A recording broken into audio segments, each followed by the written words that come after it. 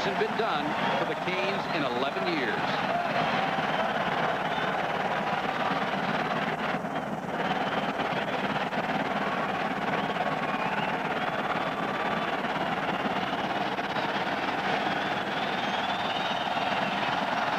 And just to whet your appetite, the ball blows off the tee. 70,000 here tonight in probably not an overstatement to say this is a watershed opportunity for Houston to put their program in national perspective. Miami, of course, has been there ever since Howard Schnellenberger came to this city.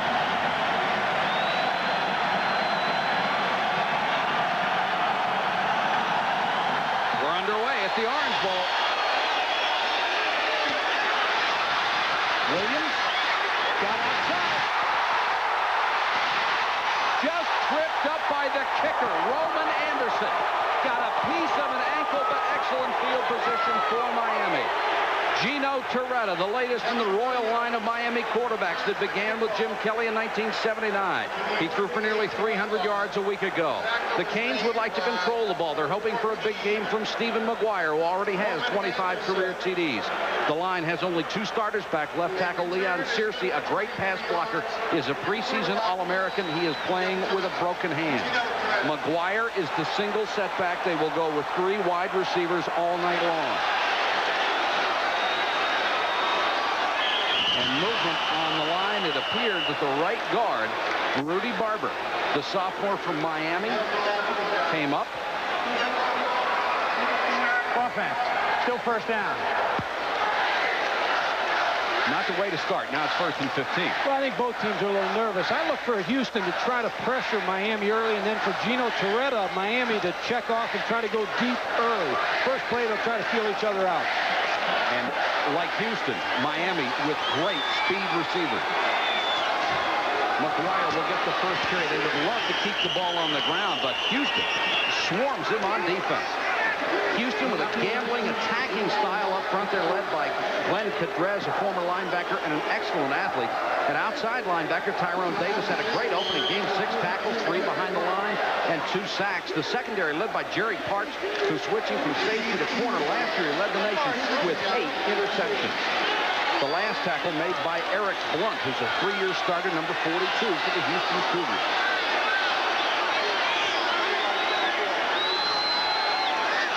Torretta to throw for the first time. Guns it and through the hands of Copeland. Torretta in preseason camp won the quarterback job from Brian Forte. Forte has already transferred to Rutgers. And Dennis Erickson said it wasn't even a tough decision for him. Well, he likes Gino Torretta. He also likes his backup, Frank Costa, a freshman, redshirt freshman from Philadelphia. So, but Torretta has experience, and that could be a telling tale tonight. His older brother, Jeff Benny Testaverde's back up for 2 years. 3rd and 13 Hurricanes, the opening possession. Flag is down. Once again, movement in the line.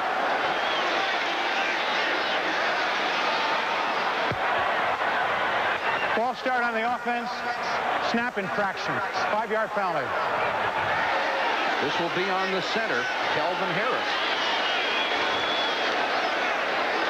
See, the center just moved the ball just a little bit to try to draw him offside, but you know they've had a long layoff. They haven't had their usual 7 days, and it may affect the offense a little bit more than the defense in this game early.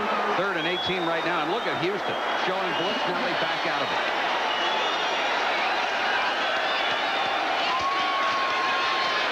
Torretta now forced out of the pocket. Blunt makes the tackle from behind at the 35. Eric Blunt from Memphis, Tennessee. And Miami will have to kick it away. An outstanding opening series for that Houston defense. Houston defense will blitz on this particular play. They're bringing the outside linebacker, line twist. They pick it up real well. There's nobody open. Gino Torretta tries to run. And again, good defense, and it has to give confidence to that Houston offense. Look at what Miami's punt return defense has done. 72 yards allowed in 3 years. Paul Snyder to punt to Jerry Parks, who's an outstanding return man from the 22. He may break a 3-year record in this one. Got it back to the 37-yard line. David Klingler leads the Houston run and shoot last week alone. He threw for 510 yards and 9 touchdowns. He had 6 of them in the second quarter, yet another NCAA record. His favorite target, junior Fred Gilbert, 11 catches, 180 yards, and 2 TDs in his first start. The only interior lineman back from last year, all-conference guard Mike Giesler. He's 6'4", 305. Last year, Klingler, those are just incredible numbers. 54 touchdowns, another NCAA record, and he has a slew of them. Klingler, what else to throw on first down? Sanders on the little swing. He's wrapped up by middle linebacker Michael Barrow. On defense, Miami will go with speed up front for a pass rush. Rusty Medeiros had a fine opener against Arkansas with 2 sacks. The Canes' best defender, linebacker Darren Smith. He led the team in tackles last year and is excellent in coverage. It's a major test for the secondary and a chance for free safety Darrell Williams to shine. He's a Thorpe Award candidate to honor the country's best defensive back. A loss of 2 on the last play. Sanders is the single setback, and their terminology, the superback.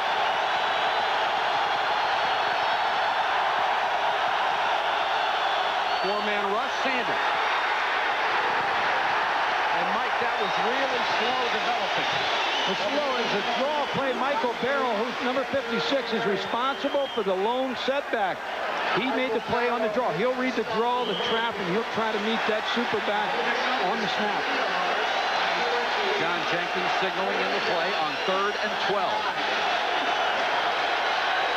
Houston, of course, called to play at the line of scrimmage. And now they change the scoreboard to 3rd and 9.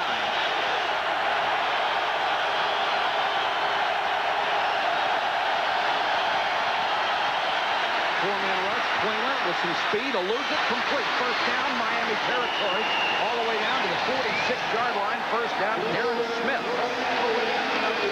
Runs him out of bounds, a 16-yard gain for John Brown III. People think that David Klingler is rolling out all the time. It's almost a drop-back pass. He's just behind the guard. Here you see him duck under the rush, throwing to his left. Look at the velocity he gets on the football. Good pass reception by John Brown. Good first down. He throws off the wrong foot as well as anybody I've ever seen. He has a gun. He does that. First down of the ballgame. Houston in Miami territory. Guy on the delay. Flag is down, and so is Guy at the 44-yard line, stopped by Jesse Armstead, the right outside linebacker who is coming back off a terrible knee injury. We'll check the penalty. Holding. Offense. And this call will go against the Cougars and back them up 10 yards from the spot of the foul. Well, this is a split crew, the Big East and the Southwest Conference. That's John Sophie with the white hat on the referee. The umpire is from the Southwest Conference. He made the holding call. But to me, the most important officials in this game are the back judge and the side judge, because so many passes will be down the field. You'll see a lot of pass interference or opportunity for call. As a coach, what did you think when you saw a split crew? Well, it depends. If I was on the road, I was happy to see him. If I was home, I wanted my own group. John Jenkins obviously on the road, and this one in the Orange Bowl, and it's 1st and 20. Tommy Guy remains in at the superback spot. He's number 32, and 4 wideouts as always for the Cougars. Klingler shoveled past the Guy, and he is clobbered by Michael Barrow. Michael Barrow was not on any of the preseason lists of fine linebackers in this country. He put up copies of the magazines all over his locker in his room.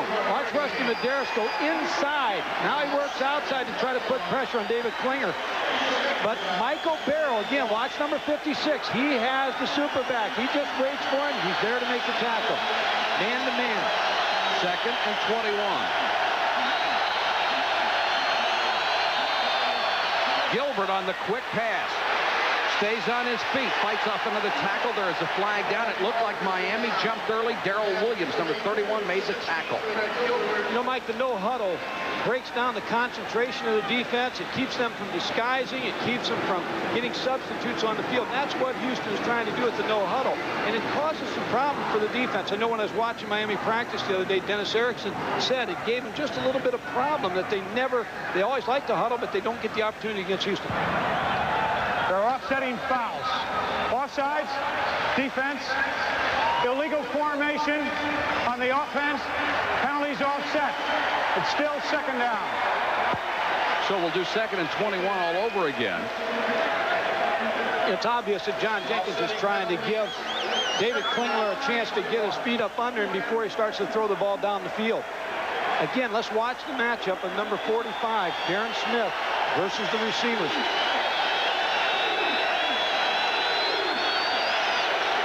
Klingler looking to the sideline. Dennis Erickson watching his defense. He wants to get it done with a 4-man rush.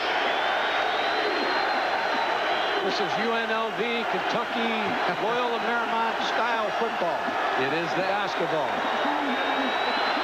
Billy Tubbs at Oklahoma would love this. He's another one.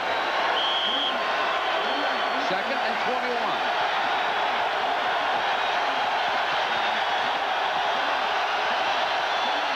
Delay to Guy. And Miami doing very well with that play. Once again, Jesse Armstead makes the tackle. Now, why? Run and shoot thought of as a passing offense, but they do run a lot. Well, I think the most important thing is to try to control the rush early. So you run the football early. Now, I wouldn't be surprised if they start rolling David Klingler out a little bit to try to slow the rush down. But again, this running is to try to affect the rush a little bit. Remember, they're going to try to tire down the defensive front of Miami with the no huddle and just trying to run the football and throw it as many times as they can. Takes a lot of energy to pass rush. 3rd and 18. Klingler with time. Brown back trying to pick it off and knock it down. Brown knocked it away from Marcus Grant. Hurley Brown out of Merritt Island, Florida, started 7 games a year ago before he was hurt. Too deep defense. You got Hurley Brown sitting deep on the hash. David Klingler just airs this one out to Marcus Grant. Could have been intercepted by Hurley Brown, but Marcus Grant, you'll see number 81, comes back to try to become now a defensive player to keep him from intercepting it. Back deep for the Hurricanes. Charles Langston to punt, and Kevin Williams waits at the 10-yard line. So both teams have 1 possession and nothing to show for it. Hurricanes with an 8-man front. Flag is down. Not a very good kick. Not very good at all. We will check the penalty.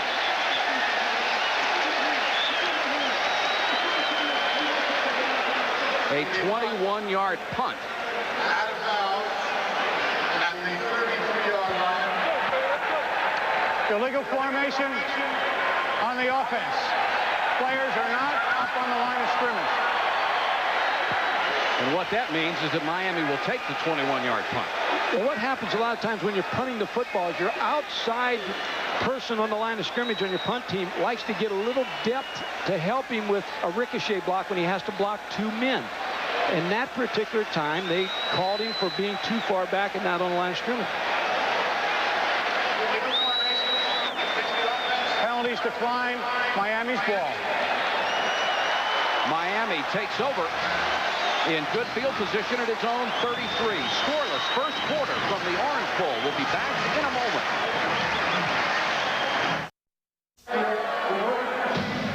ESPN's Thursday night CFA, Houston and Miami, is brought to you by Dodge. For performance, quality, safety, and value, welcome home America. And by Smooth Busch Beer, an easy drinking Busch Light. Scoreless first quarter, 9:52 to go from the Orange Bowl, Miami and Houston. It's a young Miami team, 11 players drafted off the roster from a year ago. Torretta with McGuire behind him sends him to a wing.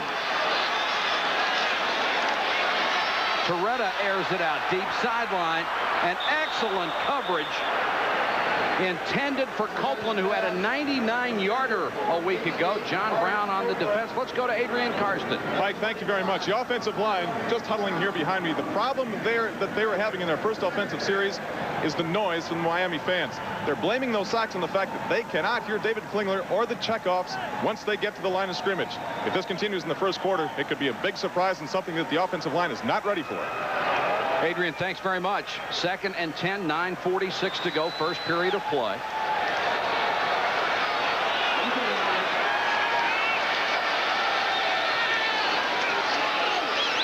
Torretta, classic drop back passer, throws complete to Thomas. And Thomas out to the 47-yard line. Wrapped up there by John W. Brown. There are 3 John Browns on the Houston roster. John W. Brown, a defensive back from Amarillo. Gino Torretta, here you see him from behind him. He's going to set up. Miami likes to get their pass off in 1-7, 1-9. Like the 5-step drop, like to throw it quick. It was a good route, good throw. The Houston players said they had problems at Texas a year ago when the Longhorns beat them with the crowd noise. Most teams can overcome that with hand signals, however. McGuire, nice cutback. And into Houston territory at the 47-yard line. Darren Woods made the stop. McGuire, not much of a practice player, but he's a gamer. Steve McGuire of Brooklyn, New York. Broke in against Pittsburgh a couple years ago when I was on the sideline. Had a big day against us. You remember that, huh? I'll never forget those guys had big days. 2nd and 3 for the Hurricanes. Their 2nd possession. They've registered their first down. Houston shows blitz, and here they come. And McGuire runs through the blitz. Very close to a first down at the Houston 43. The stop made by Kenny Perry, the strong safety, and Jason Youngblood trailing the play. Number 8, Kenny Perry, made the stop. Miami, of course, against the Houston defense was 103rd in the country a year ago. Do they think they can score on these guys? Oh, I think they do. What they want to do is keep David Klingler over on that sideline, and the only way to do that is by keeping their offense on the field. So they'd like to have good mix. Early when you saw Houston try to blitz them, they tried to go up on top, and they've had a good balance right now in run and pass. Now I look for Houston to go to the 46 defense, which is the Chicago Bear defense, an 8-man front, and light them up at this point. Try to really pressure Gino Torretta. First you think of ball control, you think of running the ball, but McGuire says he doesn't want it 30 times a game. He said, hey, you really get beaten up. 1st and 10 inside the Houston 43. Here's the 8-man front. He's going to check off. Here comes the blitz, and Torretta unloads and really overthrows Copeland. Had double coverage on him. Jerry Parks was deep, making sure he couldn't get that deep. McCoy was coming hard on the blitz. Houston moved to the 8-man front late, and see the pressure that they're going to get and bring in the linebacker. Gino Torretta is going to drop back to pass, and this is what Houston wants. They want him to try to go for those deep routes.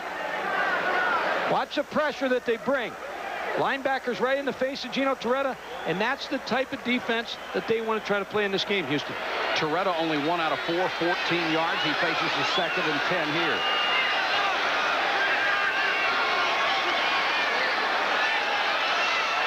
This time the out pattern and incomplete just off the fingertips of Lamar Thomas out of Gainesville, Florida, the home of the Gators. And Torretta now 1 out of 5. He had Lamar Thomas open, just threw it behind him. Steve Harris was on coverage. There's 2 of my favorites right there. Ben Hurt on the right is Melvin Robertson. Melvin coached at Texas A&M in Houston, coached under Emory Bellard. He said the other day he was there with the Veer, with Bill Yeoman, was with the Wishbone with Emory Bellard, and now he's with a run and shoot with John Jenkins. He feels like he's back from the dead, he said. He's seen it all invented, hasn't he? 3rd and 10. And this Houston defense far improved from the Houston defense we saw a year ago. Torretta with time and throws complete to Copeland. He's down to the 27-yard line. Copeland, this is the first time he's had a chance to really play. And Dennis Erickson said he could be the best wide receiver that Miami has ever had. Watch Gino Torretta under pressure here. They're getting a pretty good rush in the front 4 of Houston. Watch him set up again. He wants to get that ball off no later than 1.9. He's under pressure, but again, a good throw to Horace Copeland, who's curling on the side, open for the first down. Now, again, I expect Houston now to blitz again. Martin Patton, number 32, is in as the single setback for Miami. And Patton gets a little swing pass. He has outstanding speed. Patton breaks at 15, 10, 5 to the 2.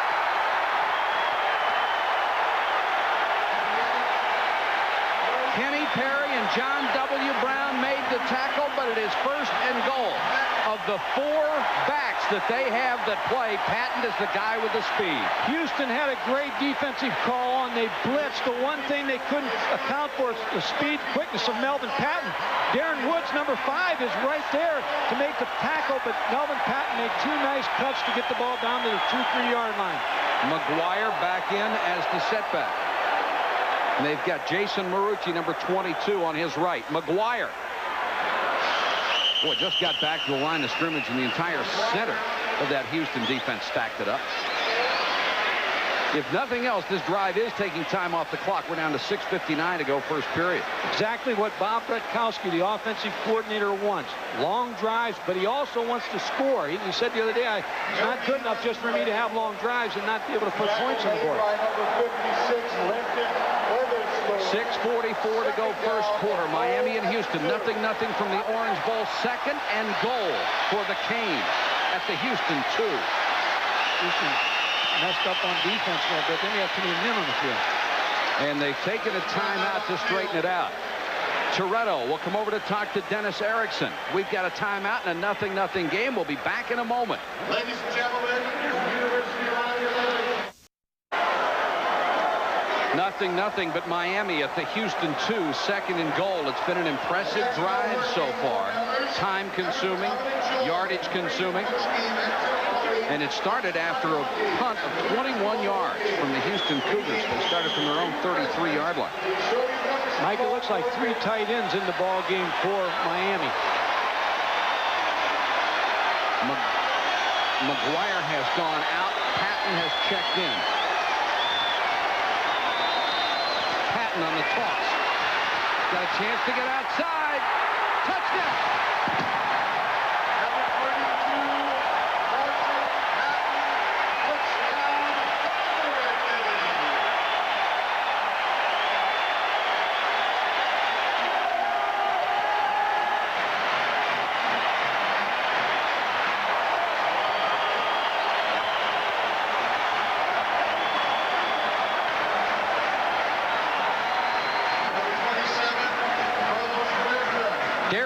Made the tackle, but a second too late. And talk about automatic. Carlos Huerta is on for the point after in a regular season game. The senior has never missed. 145 in a row, an NCAA record. 146 and counting. There's no substitute for speed. Watch Melvin Patton. Watch the inside charge of the defense. Melvin Patton just outruns Darren Woods for the corner. Good play call. They went to 3 tight ends, went outside. Melvin Patton for the touchdown.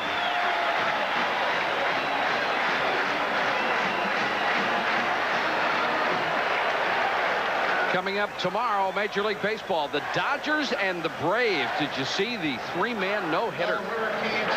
And the Braves trying to go a game and a half up tonight. They're leading in the 9th.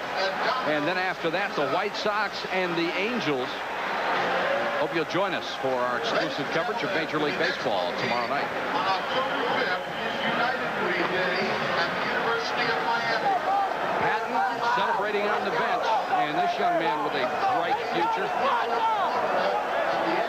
Let's go to the sideline and Dr. Jerry Punch. Jerry? Gentlemen, that call on the touchdown play was all Gino Torretta. He turned to his coach, Dennis Erickson, a minute ago and signaled that he wanted to pitch the ball. They called a timeout. He came to the sideline, talked it over with the coach, said, I want to go outside. We can score outside. It was Torretta's call, and it worked. Boy, you like those kind of calls, Mike, when they work from the players. 3 deep for Houston. Tracy Good, the center deep man.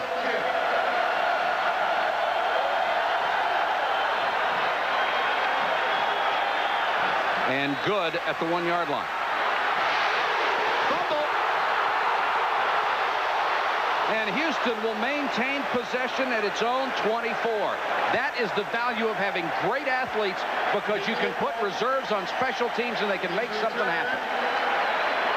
Boy, you talk about dodging a bullet here. Houston really on the kickoff return is very fortunate. Watch the ball come out right here. C.J. Richardson got a helmet on it. Very alert play by the Houston player. Knocked that ball out of bounds. Tyler Mucho was the man who saved it, number 45. Now they will move Houston back to the 16-yard line.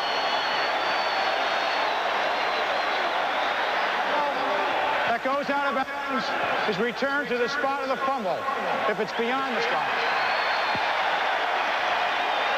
It's an outstanding official there. John Sophie had him many times. I used to yell at the officials a lot. There's one I didn't yell at. I really respected him. He'll have control of this game. So Houston has to start from the 16. Quickly, they get it up to Gilbert. He's up to the 20-yard line. Fred Gilbert had 11 catches in his first game a week ago. Back to the sideline, and Jerry Punch. Guys, a minute ago, Miami defensive coordinator Bob Karmelowicz told his defensive line, Rusty Medeiros and company, guys, get upfield in a hurry. Make Klingler step up into the pocket. Meanwhile, Randy Shannon told the secondary, chuck those guys. Make sure you get them home just for a second or two, and we'll sack the quarterback. Let's watch for Medeiros to make that move upfield. All right, Jerry, gain of 5 on the last play to Gilbert, the transfer from UCLA. Fakes it this time. Slings it down the sideline. Almost caught John Brown III. Tried to catch it nearly behind his back. And good coverage by Darrell Williams, who's their finest player in the secondary. John Brown, you see the outside receiver. There's the 2 deep coverage. Knocked out of bounds, comes back in. Ball thrown behind him, and now here comes up the safety to hit him. He was back on the hash. Miami's getting it done on defense, Mike. Klingler 4 out of 6, but only 18 yards. 3rd and 5. They got to this time.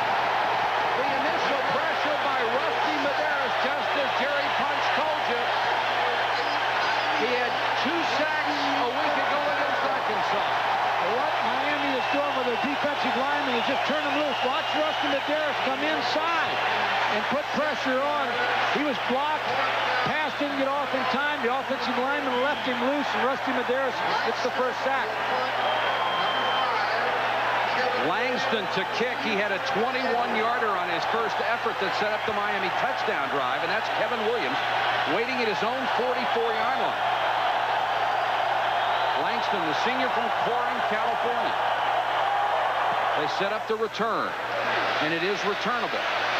Williams back to the 40. He's got a wall. Flag is down.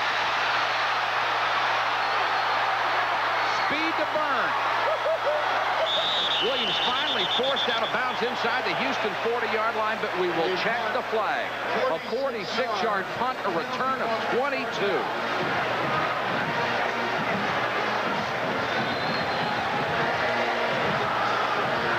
And they'll bring this one back.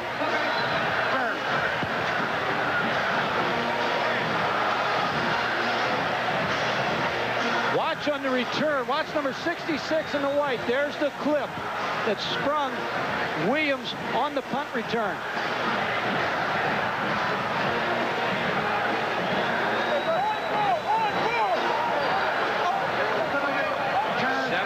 Miami, as Houston's offense has not been able to come up with a big play yet. We have a timeout with 4:32 to go in the quarter. It is 7-0 Miami. The defense has done its job, and it has over the years. Just look at the stats on this. I mean, Miami's defense, it's a cliche, but you do win with defense, and they win national championships with defense. The key early in this ball game on the first 2 series, they've been able to get pressure with the 4-man front. Klingler waiting for another opportunity. His chances for a Heisman Trophy may be resting on this ball game. Doesn't necessarily have to win, but he needs to play well. Torretta changing the play again as Houston's showing blitz. They come anyway, and Torretta unloads, intended for Copeland. Copeland covered by John Brown like a second uniform, but he still made the catch, a gain of 45.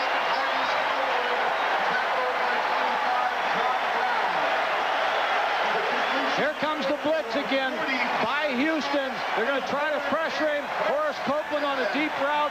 Torretta sets up in the throw. Watch again. They want to go deep when Houston pressures them. Here's the throw. He lays it out there. Horace Copeland, pretty good coverage by John Brown, number 25. Just a good pass and a good reception by Horace Copeland. Of course, the Houston defense trying to force the tempo, and when they give you man coverage, you've got to burn them, and they did. Nice catch by Copeland, great throw by Torretta. McGuire cuts it back. McGuire inside the 15-yard line, stopped by Kenny Perry, the strong safety, and Darren Woods, the free safety.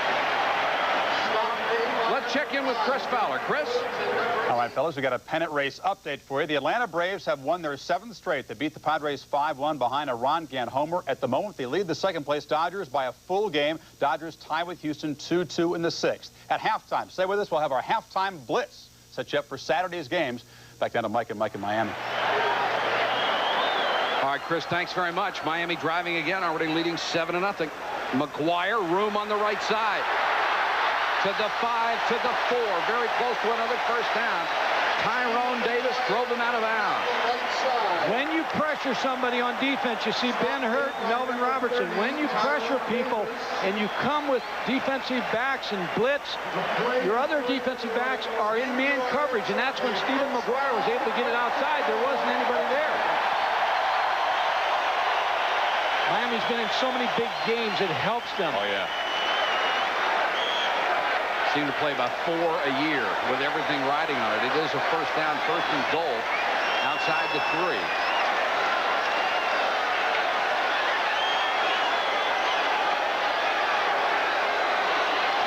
McGuire may have lost half a yard that time. In the middle linebacker, Ryan McCoy, a preseason All-Southwestern Conference player, was the first man on the stop. Sophomore from Beaumont, Texas. Mike, they got 12 men on the field, Houston. Well, that's a good way to defense Miami, if you can get away with it. Which is 12 men on the field. 12 men on the field. That'll be a half the distance to the goal penalty. Well, when things aren't going well, there's 1, 2, 3, 4, 5, 6, 7, 8, 9, 10, 11, 12. Even Crestline, being Crestline, Ohio, I can count to 12. That official right back here is responsible for that call. Attention, please, Todd Elkin. Todd Elkin, please report to the stadium manager's office. There he is right there. That's his job, is to count every play, the number of defensive players. Total yards so far. Total domination by Miami here in the first period, which only has 3:01 to go. Now it will be first and goal inside the 2. It's exactly what Dennis Erickson wanted. Be able to move the ball and keep Houston's offense off the field. Patton back in as the single setback. Torretta changing the play. Wants to throw. Touchdown! Lamar Thomas!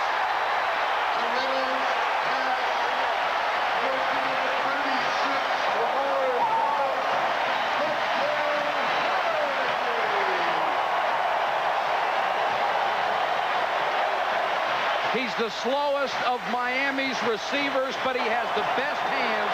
And let's hand it to Torretta. He changed the play, recognized the defense, and threw the fade for the touchdown. Gino Torretta had Lamar Thomas versus a linebacker, Tyrone Davis. Huerta is on for the point after. This would be 147 in a row.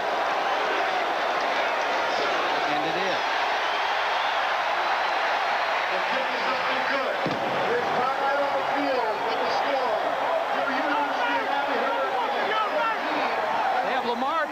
Here against a linebacker, and look how he tightens his split up here, and then they're going to throw the fade over here in the corner.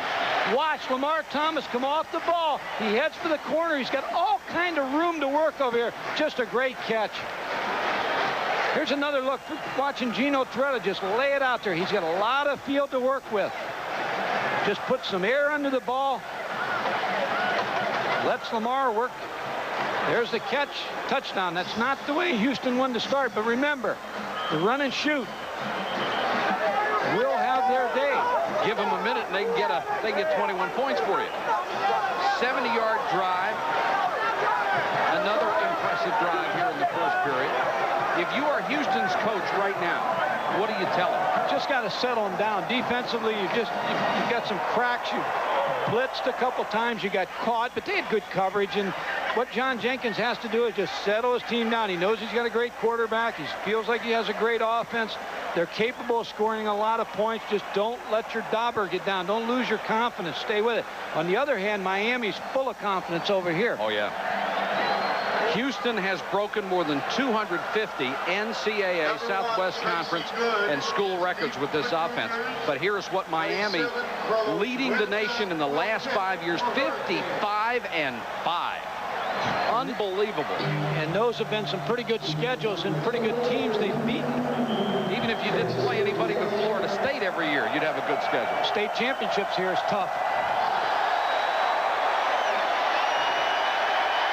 This one goes 2 yards deep in the end zone, taken by Tracy Good. He'll down it, and they'll start from the 20. Hope you be with us every Saturday. It starts at 11:30 Eastern, College Game Day. Chris Fowler and Lee Corso have a preview of college football for you. And next Saturday, we have 2 games at 12:30 Louisville with those injury problems at 19th ranked Ohio State. Then at 7:30, this should be a beauty from Gainesville. Number 16 Alabama, number 6 Florida. Ron Franklin and my partner Mike Gottfried will be in Gainesville for that game. You're everywhere, aren't you? Except home. Yeah. Let's see what Houston can do. Keith Whiteley is checked in as the superback, and here are the hand signals against all that noise.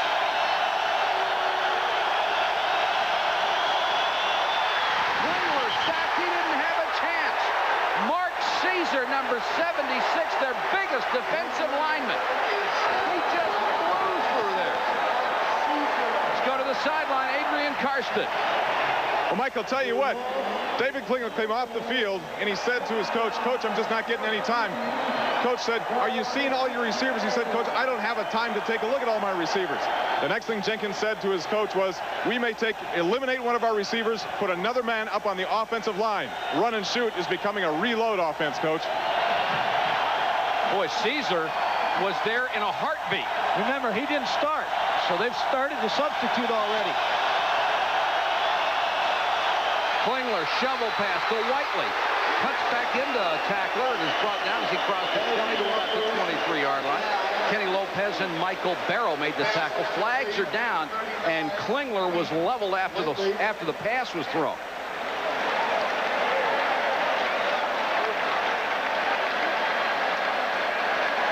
Griffin on the offense. Looking the quarterback on the defense. Penalties at 7. Crine was the man on the rush for the Canes. Here you see the little shovel pass. Darren Crine just wanted to make sure he got a piece of David Klingler, but he was about 3 seconds too late. And a break for Miami that there was a clipping call on the same play. Houston needs to throw the ball downfield a little bit more. Now they haven't had time. I think Klingler would love to have the opportunity to throw it downfield. What's a good move by Bob Carmelowitz, the defensive line coach. He has an entirely different defensive front four in there to try to keep fresh people after David Klingler. Klingler 4 out of 6, but 18 yards so far. That won't get it done, especially in the run and shoot. Guy, Caesar brings him down at the 15, and there's another flag down. Mark Caesar out of Newark, New Jersey, could be a dominant football player, but they said he has been so-so. Defense. To run There's a break for Houston. It really is. To run the defense, the 4-3, you have to have defensive tackles. How about these guys? Jerome Brown, Cortez Kennedy, Russell Maryland. The years I coached at Pitt and played against Miami, you had to face those guys all the time. Mark Caesar, they had high hopes for Mark Caesar that he was going to develop in that same type player. And like Cortez Kennedy, he really didn't develop till late. That's right. And one #1 draft choice after another out of this defensive line. For the last 5 years, they've had one. 2nd and 9 after the penalty. 1:18 to go first quarter. Houston has been shut down. Tommy Guy was the superback. I say shut down so far. Miami jumps again. Guy hitting the backfield. Lopez out of Key West was there before Tommy Guy could take 2 steps. We'll check this play. Houston's getting more yards yards in penalties than they are in passing. Offside defense.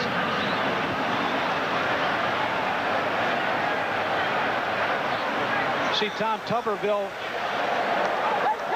It's white shirt is Bob Carmel. It's a defensive line coach. You got to feel happy for them because unfortunately to David Klingler, they're stopping the run. There's Tom Tuberville. He calls the defensive signal.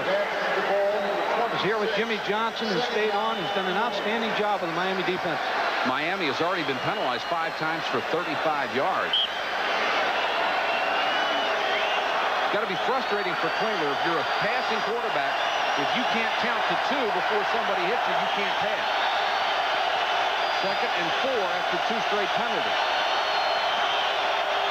Throws right through the hands of Tracy Good. Good caught 5 a week ago.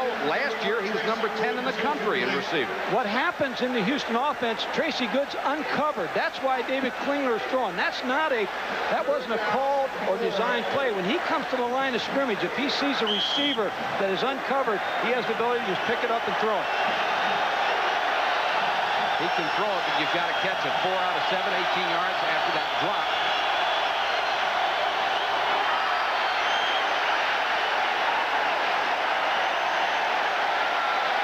And Miami's defense beginning to celebrate, and they have a right. Miami is baiting David Klingler into that throw. David Klingler and John Jenkins, when they get that offense on the sideline, must throw the ball. Here's the uncovered receiver. See the throw? They figure if they get the ball to him and then a missed tackle by Jesse Armstead, you have a big play. But instead, the ball is thrown in the ground, and you're punting the football. Gilbert, who caught 11 a week ago, had to short hop that one. This is Kevin Williams. And Langston, who has averaged 33.5 yards a kick, is back to punt again, standing just outside his own 10. Low line drive. Williams from the 29. Knocked out of bounds as he crosses the 40 to about the 42-yard line. And Miami will have outstanding field position again.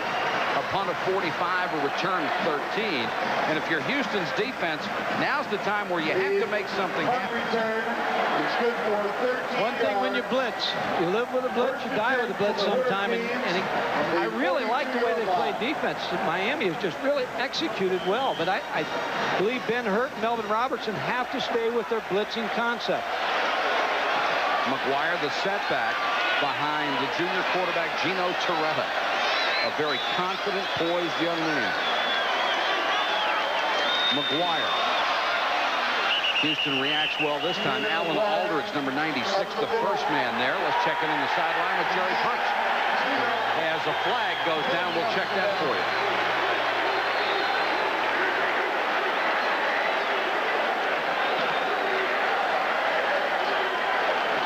Tackle was made by number 40, Glenn Conway.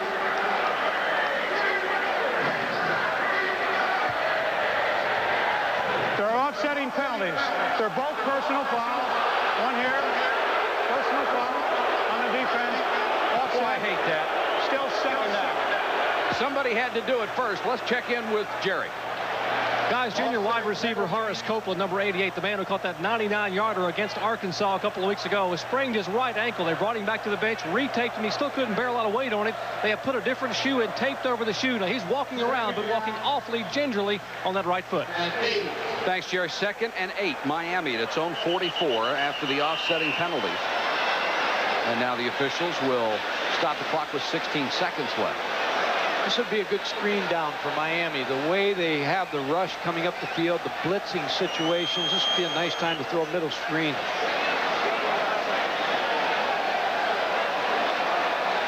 Play clock had gone to 0. And the officials are checking to see if it should have. It was our time to correct the clock. Everything is all set.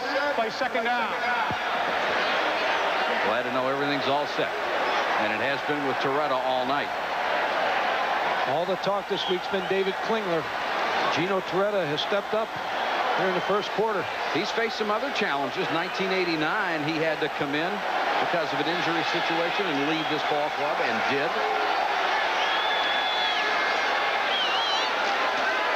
McGuire. It's a nice block on the outside. Got out of bounds. Late hit. Flag.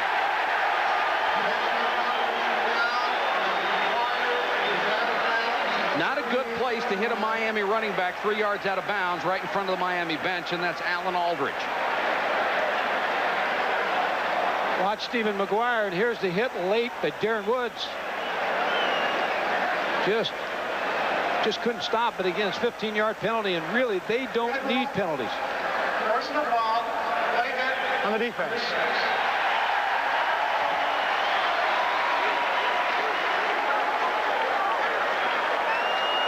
Klingler talking with his offense, trying to get something started. They've really been shut down. That's the end of the quarter. Miami leads Houston 14-0. One of the trademarks of this city is saying how sweet it is. And Jackie Gleason, a longtime resident and performer here, we're glad to be associated with that. And glad to be associated with this ball game. Miami, 1st and 10 at the Houston 33-yard line. 160 yards total offense for Miami so far, 13 for Houston's run and shoot. In their opening game, they had over 700. But in their opening game, they weren't playing Miami.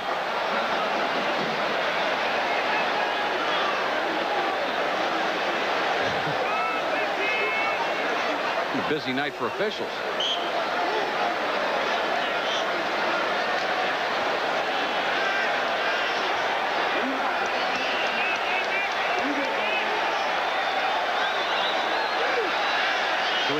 And Patton the single setback. Patton will get the carry, and they go with a run blitz, and Blunt got him in the backfield. Well, like you said, you live by it and die by it, and that time they had the right angle. Watch Eric Blunt, number 42, just going to run through. The tackles will take an outside charge. Backers inside. Brian McCoy's on a scrape. Good defensive call by Melvin Robertson and Ben Hurt. There they are right there. Those guys got some experience. They're getting after the officials, too. 2nd and 14 after the running play lost 4.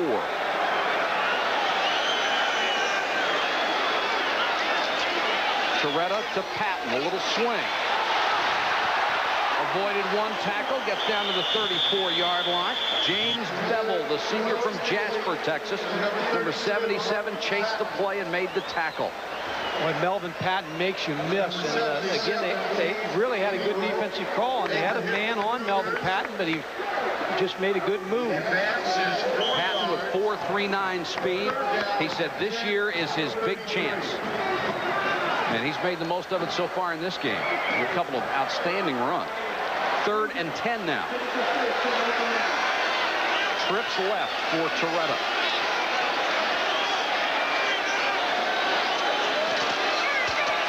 Has time to throw. Deep sideline, Williams. To the 10-5 touchdown.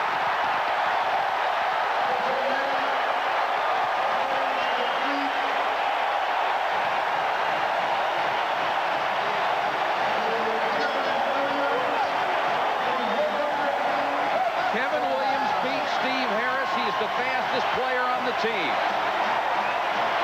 Good block by Martin Patton here. Watch Gino Torretta put it up. He's just got a corner route. Just a well-thrown football to Kevin Williams for a touchdown. 33 yards. Huerta for the point after. He is already 2 for 2 in this game. 3 for 3 and a new NCAA record. As you watch Williams taking the 33-yard pass from Torretta, and Miami now leads Houston 21-0.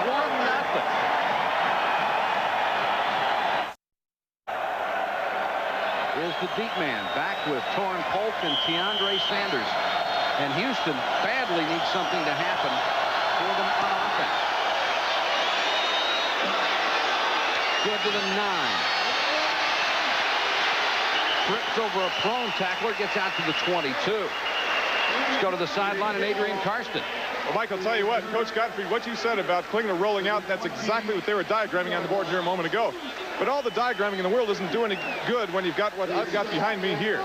These guys, when they come off the field for their adjustments, have to face the Miami crowd. They're having balls of tape thrown at them, cups of water and everything else. Coach Gottfried, when they come off the field, why don't they just change their process, turn their team toward the field, and coach them that way? He asked you, not me. When they get behind, whether they're home or not, they're going to get things thrown at them. Klingler from the 22 finally has a little time to throw and throws off the hands of a diving Verlin Brown. Now, the adjustments that you have to make on offense, obviously your game plan coming in, you've got to do something with it. Two things. I think they got to roll David Klingler out. They got to take off the automatics and quit throwing to the uncovered receiver. They got to work the ball down the field more. See, what's happening is Miami's run their base defense. They haven't even went to a nickel and have been able to contain them. Houston has 1 first down in this game. Klingler is nailed just as he throws, intended for John Brown III, and slow getting up. This is, again, the first team defensive line is back in. They're trying to keep them fresh. They're rolling 8 people in to try to put pressure on David Klingler. The offensive line from Houston is not getting a job done. Tommy Guy is the super back on 3rd and 10. Klingler has missed on his last 5 throws. I didn't notice much difference when Miami had a second team line in there. They ate him up too. Klingler, a half roll, throws to the sideline, too high, intended for Marcus Grant. And it's 3 plays and out again for the vaunted run and shoot.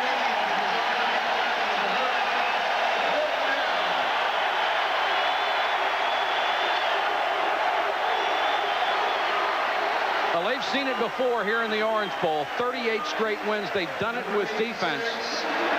And they have just smothered people. As you mentioned in the open, no matter what kind of offense you run, they seem to have an answer. Tay, you have to credit every area. Their special teams is winning right now. Their offense is winning, and their defense is winning. Langston to punt to Williams. He's had 2 good ones after a 21-yard shank. That's his best kick of the night. Williams back to the 27, lost it, got it on the first hop, and has got away somehow. He made 6 people miss and got back to the 35-yard line. That was unbelievable.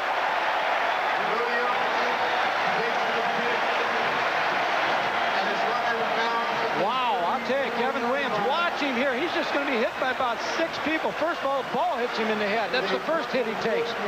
Now they surround him. Nobody tackles him. He just kind of gets away right here and almost busts this play. A great return. Nothing is going right for Houston. And that's a nice call by the official. Normally you would blow the whistle because you think he's down, but his knee never touched. See the Miami defense here. Tom Tuberville talked to a lot of pro people to come back to this. Toretta changing the play. McGuire. Got a couple up to the 35. Number 30, Stephen McGuire. 12:44 to go in the half. The storyline from the Orange Bowl, all one-sided. Houston has gained but 23 yards. Miami nearly 200. And Toretta has put 2 touchdown passes on the board. Miami with a total of 21.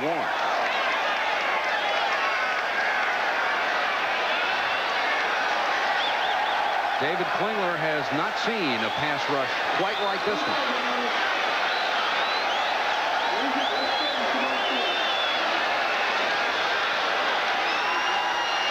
Blitz against Toretta. He reads it, throws to the sideline, complete down out to Thomas. Thomas breaks the tackle, makes a man miss. Finally dragged out of bounds by Tracy Gentry. That's what the run and shoot's supposed to do when a receiver catches a ball, missed tackle, gain yardage, and that's what Lamar Thomas was able to do. I'm going to go back to what I was saying about the Miami defense. Tom Tuberville and the defensive staff, Sonny Lubick, they talk to a lot of people. A lot of people, when they play the run and shoot, they go to different defenses. They go to 3-man rushes, and he said everybody he talked to told him, said, listen, we've learned one thing. Stay with your own defense. Do the things that got you here. And even though they're 4-3 front, is open to some things that the run and shoot do. They know how to play it, and they're pressuring people with the base defense. They haven't even went to their nickel package yet by bringing in the nickel back. They haven't had to. No, they sure haven't had to. Torretta has hit 7 out of 11, 135 yards, 6 straight. Of course, this is the same 4-3 defense when Oklahoma came to the Orange Bowl with a wishbone, and people said Oklahoma's going to tear them up. They played the straight 4-3, and they whipped them. Torretta changing the play again.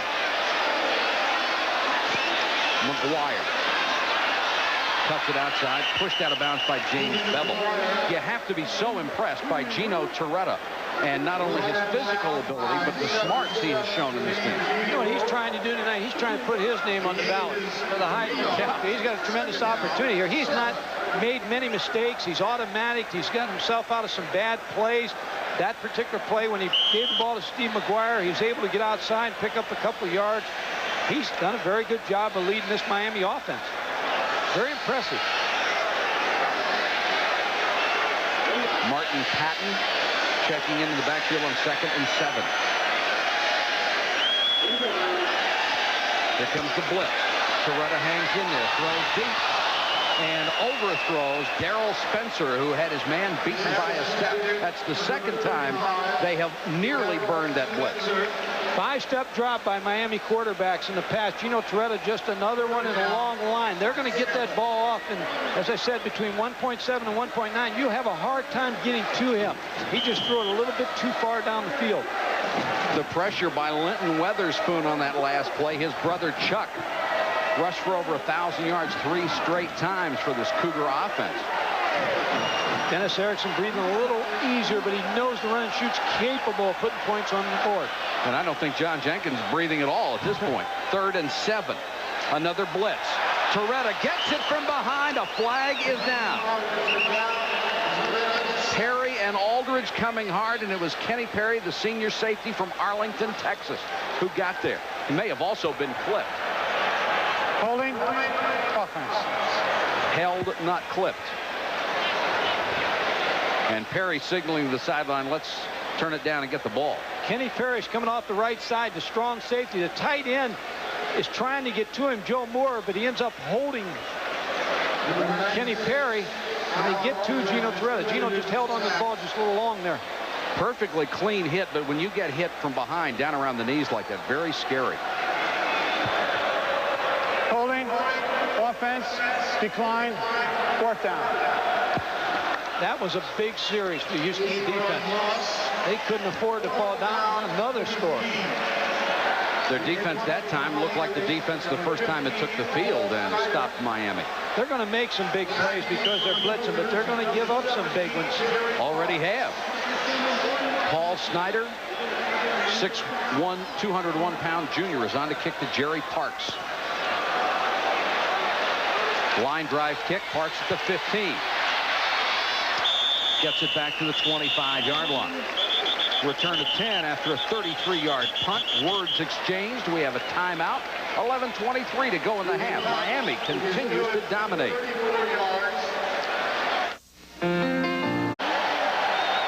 David Klingler, who threw for 630 yards his first game, sees his team down 21-0. He has thrown for 18 yards in this one and has missed his last 6 straight.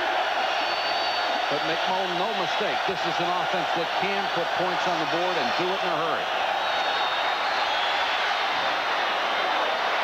Klingler with the bomb and well overthrown. Intended for Marcus Grant, but 10 yards beyond him. Let's go to Jerry Punch. Jerry? Guys, you wonder why he messed with the success, but Bob Carmelo, its defensive line coach, is changing it up a little bit. The defensive rush will differ. The defensive ends are going to stunt inside. Caesar and company, on the other hand, will rush to the outside. They'll try to pinch off Klingler and try to get him in the pocket and sack him with a little bit different rush up front. Now, why do you make them so successful? Well, you just want to give them a lot of different looks. That last time they brought the middle linebacker, Michael Barrow. First time they gave up a linebacker on the blitz. Klingler, 2nd and 10, under some pressure again, goes out to Gilbert in the flat, makes one man miss, driven out of bounds to the 28-yard line. Good move to get away from Ryan McNeil, who was their best cover guy, and Gilbert was the transfer from UCLA, did not catch a pass there, played as a sophomore in 5 games, and in his opening game as a starter, had 11 catches for 180 yards. Houston's got to get the ball down the field to like the 10 to 15-yard area. This first down, Miami, 10 first downs to Houston, 1. And Houston got that first down on its opening possession. 4-man rush. Klingler with some time, throws complete, first down, their second of the ball game. Marcus Grant makes the catch. Herbert James knocked him out of bounds. That's the type of routes they're going to have to work to try to get some first downs. David Klingler will roll out away from the 3-receiver side, which Miami went to a 3-deep coverage, and that opened up Marcus Grant. Plenty of time to go. First half, 11 minutes on the clock. There is a flag down on this play. We'll check it out for you. We're watching Klingler in warm-ups. Personal foul on the defense. That's a big play. That takes it into Miami territory from the Houston 35. Here's if you want to be behind 21-0, which I don't know any coach in their right mind would want to be behind, you'd want to be in the run and shoot, because that should be able to be an offense to catch up. This is the first mistake Miami's made all day. The personal foul call.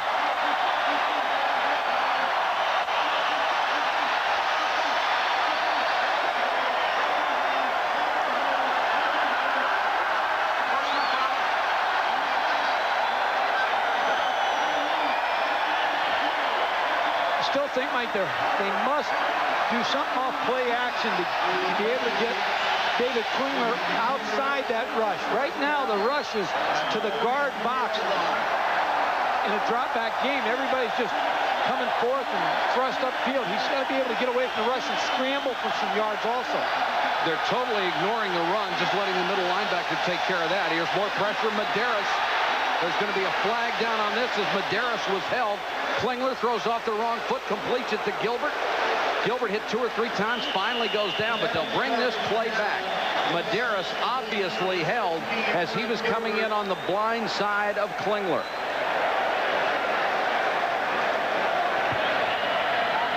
Holding offense. And that offensive line of Houston is just getting a whipping. Watch the rush by the Miami defensive end. He's going inside. Now, the reason they're going inside, starts outside. No, he's going to continue outside. Now you see the tackle come outside also to put the pressure on David Klingler. Again, there's no threat of any draw. There's no threat of any screen at this point. John Morris, the left offensive tackle, number 54, a junior from Houston, with the hold, trying to protect his quarterback, but he draws the penalty, and Miami now 4 for 31.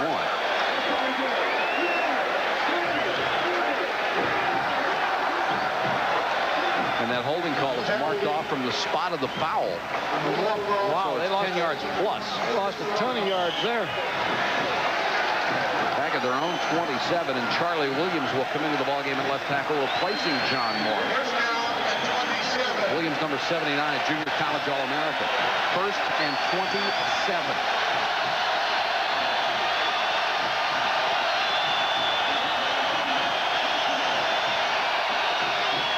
Guy on the delay. He's got some running room this time. Rolls over one tackler, gets up to the 35-yard line.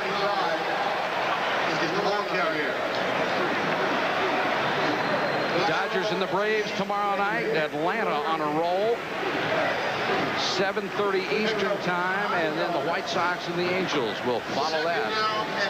And in the National League West, Atlanta will still have to play the Dodgers 6 straight times, but they lead by 2 in the loss column. 2nd and 18. Cougars go down 21-0, second quarter.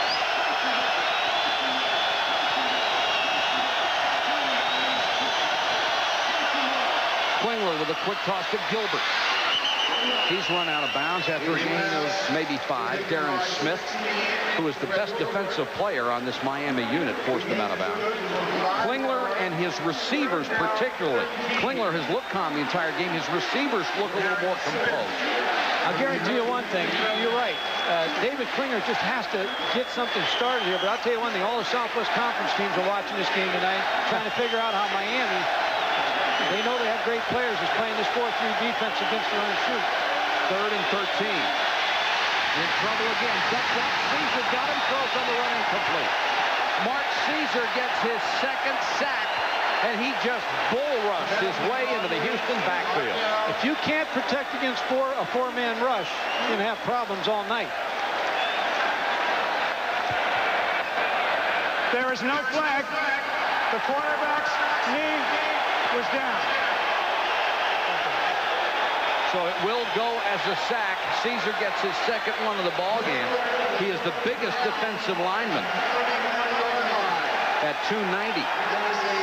The third Miami sack of the game. Langston back onto the field. He normally punts this much in about 6 months.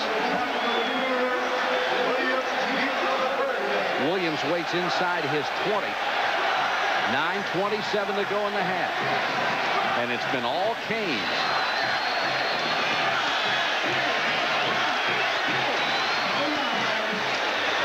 Pretty punt.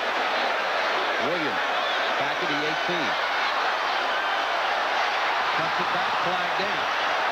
Tough man to bring down. He gets to the 28-yard line and another penalty on yet another return. It was a clip. 51-yard punt, 10-yard return, but they'll wipe that return out with this. Things seem to have settled down. That's fine if you're Miami. It's not fine if you're Houston. You're down 21.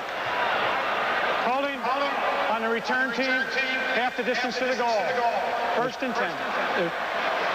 So Miami will be backed up. 9:11 to go. First half from the Orange Bowl. Miami 21, Houston nothing. Miami famous for a couple of things, great weather and great defense. The hurricane warning, they invite anybody in here and whip them. 38 games in a row this club has won in the Orange Bowl. I mean, that is, with the caliber of opposition they have played, that is a stunning win streak. It's been unbelievable. The run since Howard Snellenberger was here. Of course, Lou Saban started building the program. Howard Snellenberger came in and really got it on the ground, and now Dennis Erickson has just kept it going. Mike Patrick, Mike Godfrey, Jerry Punch, Adrian Karsten, our entire ESPN crew with you. Hope you've enjoyed the ball game so far. Miami takes over inside its own 10-yard line. McGuire cuts it back to the 17. Took a big shot from Darren Woods, the free safety, who was a great high school quarterback. But McGuire got it out about 8 yards, and he has gained 56 yards on 11 carries so far tonight. There's Woods. Had 6 tackles in the opening game. Houston's defense has not played badly. They've been burned by a couple of big plays, but had excellent coverage on it. 2nd and 2.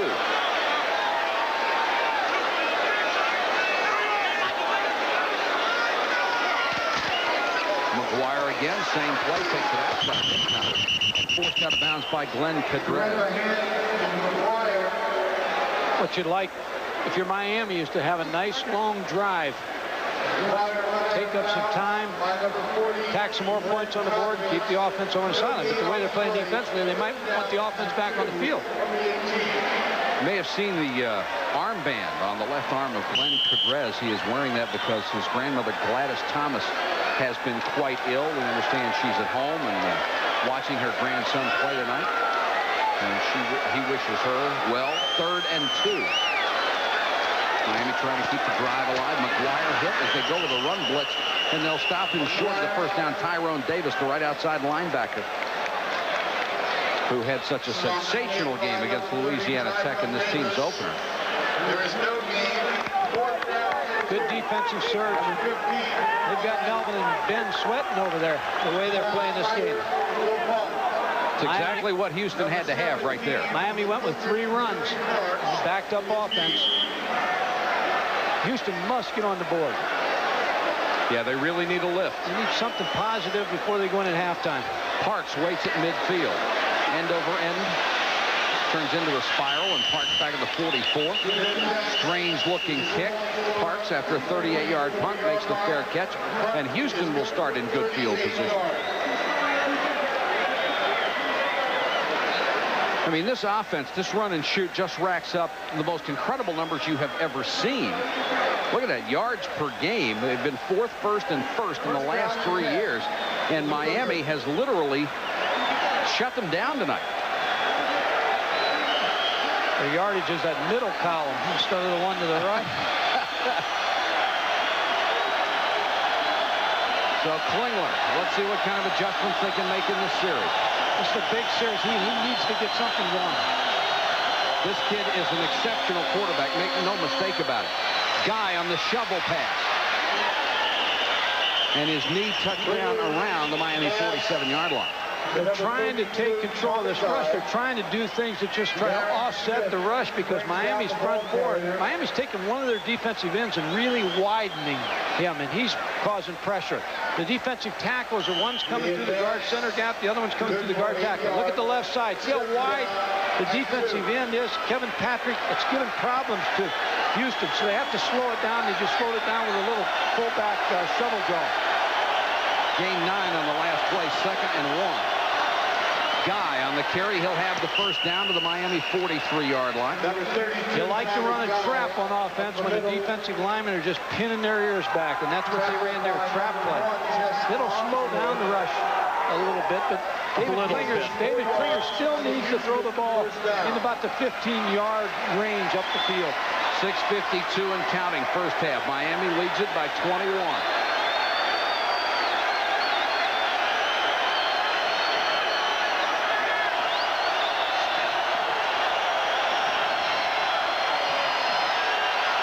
Klingler with a little time to throw, and throws complete. Nearly another first down. Marcus Grant out of Dallas made the tackle. You can see Houston's confidence growing right now. And they did a good job on first and second downs. Here's the pass route. See the two receivers for Houston. Miami's doing a good job of knocking them off balance. It was an excellent job by Marcus Grant of once he made his cut to come back and make the play. Ryan McNeil, number 47 for Miami, is their best cover guy. We approach 6 minutes first half. Houston at the 34. Klingler now 8 out of 17, 40 yards. Fake the trap. Nice play action by Klingler. Buys time. Throws. Catch or not outside the 10. It is not. Gilbert could not come up with it. I like that call. Rolled him out a little bit, got him outside the rush, which will help again. Sometimes when a play goes bad, it's still good because you accomplish what you want. You slow down the rush. They need to do that. John Jenkins just needs to get them under control a little bit, try to mix it up, try to keep Miami off balance. Jenkins totally convinced about this offense. He said, you can't stop it if we run it right, but a four-man rush can sure do the job. Well, that's what Texas did when they beat them. They had a good four-man rush. 3rd and a yard.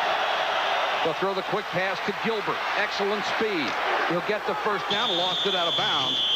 But they'll mark it at the 31, and it will be a first down. The other thing the run and shoot likes is the fact that they get the ball to their receivers on little short routes like that. Then you take a receiver like Freddie Gilbert, and then you ask him to get by someone. But the difference tonight so far has been they're not getting by the Miami defensive secondary or linebackers. They're breaking down. They're not missing any tackles. Now, what Houston has to hope is that they tire them a little bit and they start getting sloppy and miss some tackles. Gilbert has 4 catches, but only for 16 yards, and there are the stats. -1 rushing. But it is a first down here for Houston. 5:43 to go in the half. Guy slips one tackle. Armstead makes the short tackle at the 28. Tommy Guy. And Miami is very close to being lined up offsides every play. They have somebody with a helmet right over the ball. Miami's making a good adjustment with their backside defensive end.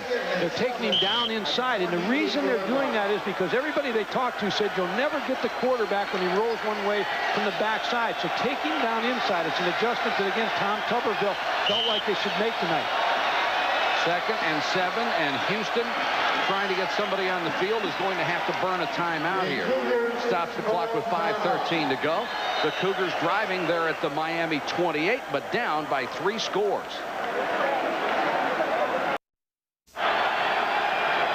21-0 Miami, 5:13 to go in the half. Houston is driving. They have the ball at the Miami 27-yard line. 2nd and 7.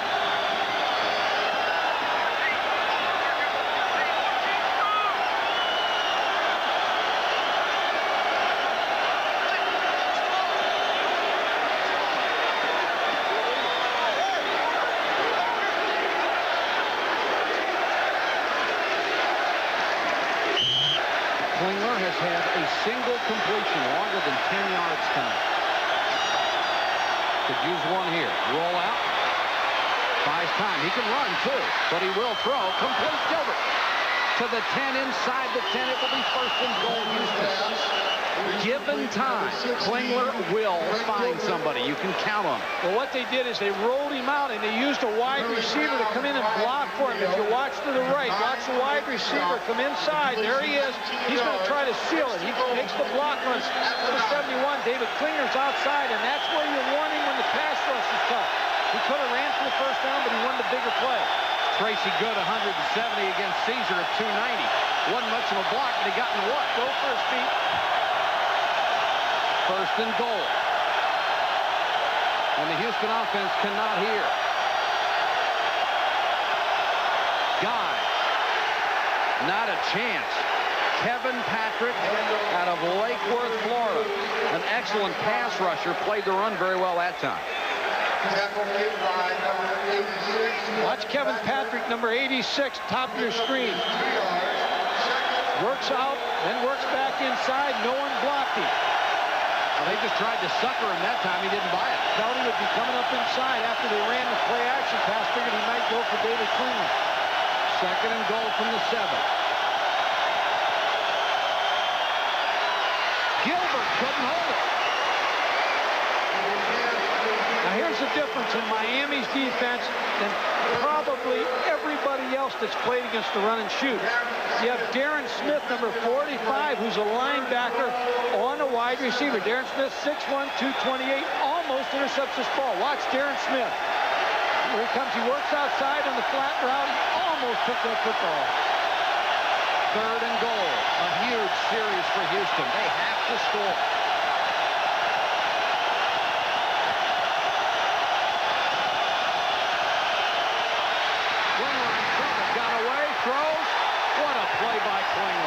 He just threw that one into the seats to avoid the sack. Outstanding play. Rusty Medeiros, number 98, came from the backside. Put the pressure. Watch Rusty. Watch the wide rush right here, coming from the outside. Beats the offensive tackle. David Klingler started to try to come backside. He did a smart move because he didn't take the sack and he threw it away. He threw it out of bounds. Roman Anderson is on, an outstanding kicker from 25 yards. He's an excellent short field goal kicker. Got that one inside the near post, and Houston gets on the board with 3:53 to go first half. Mike, I know they desperately wanted a touchdown, but they needed something on the board to give them a boost. They needed something good to happen. They got 3 points on the board, but if you're Miami again, when you bring that defense back over, you've got to tell them, hey, you did a great job, because Miami believes once you get the ball in the run and shoot inside the 10, the field shrinks on you, and you lose some of your routes. On the other side of the field, John Jenkins said, in the 10-yard line, I love it. I love my opportunity to run picks, and against zone, I like a chance to run some routes where I get 3 receivers to one side. So Miami won that battle.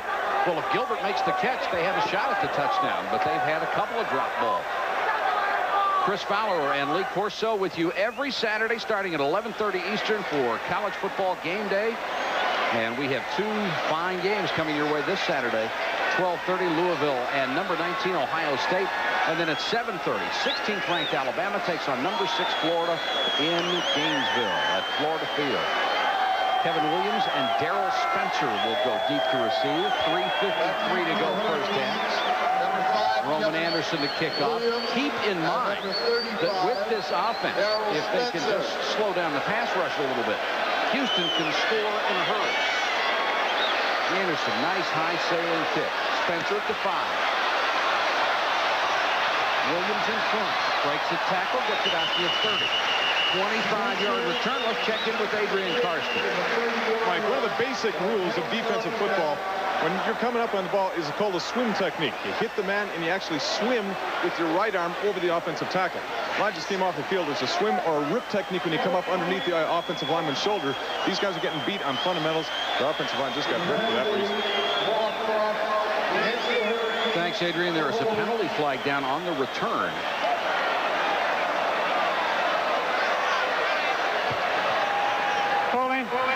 On the return team, 10-yard penalty, first down.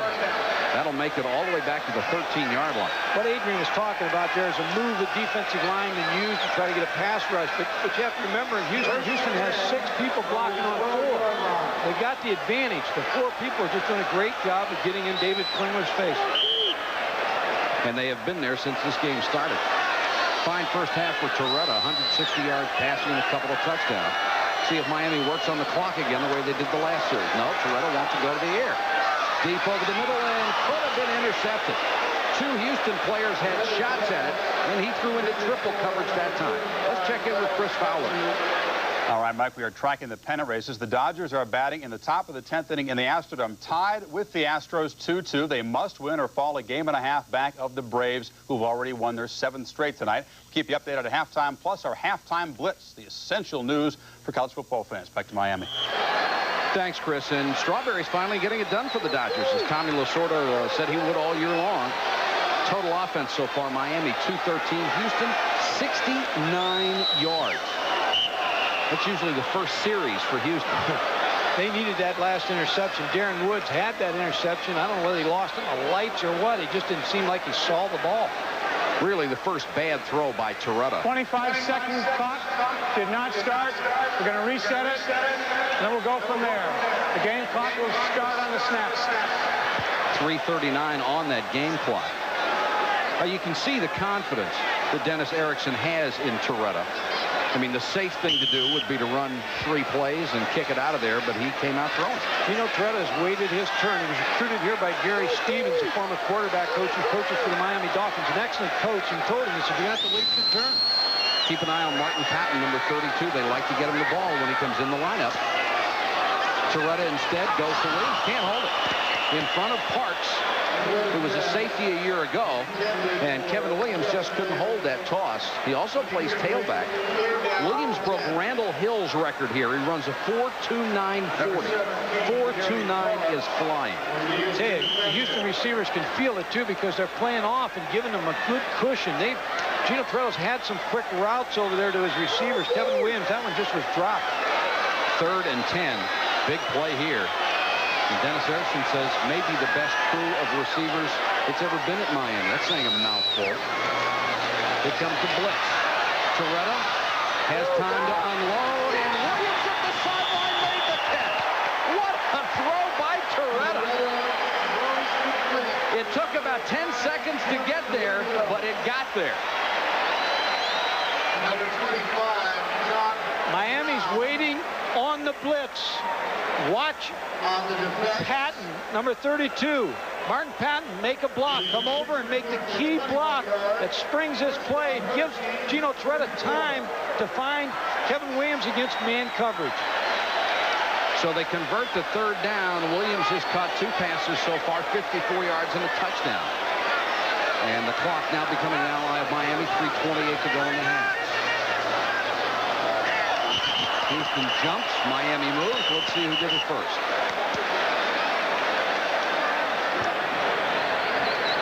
It's a false start on the offense. 5-yard penalty. Still first down. Uncharacteristic for Miami. They've been penalized quite a bit here in the first half. That was Leon Searcy, number 73. He's 6'3", 285 pounds, and I was talking to a couple pro scouts down the sidelines before the game. They think he's an outstanding pro prospect, probably a first-round player. Really hasn't played much football. He's 160 pounds in the 5th grade. Nobody let him play with it. I don't blame him. Got a broken hand. He has a cast on tonight. 1st and 15. Patton, another good block, and Torretta lays it out. Touchdown, Miami.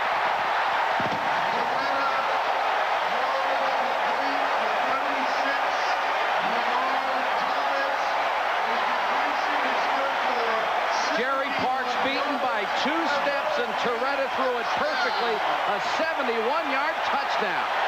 Remember what I said earlier, they were giving them good cushions, and they were throwing them the quick route. What Lamar Thomas did that time was stopped at 5 yards, quick hitch, the pump fake. Jerry Parks bid on it. Lamar Thomas went right by him. That might be a prophetic sign. The most automatic kicker in the history of college football is on for the point after. Huerta for his 149th straight PAT.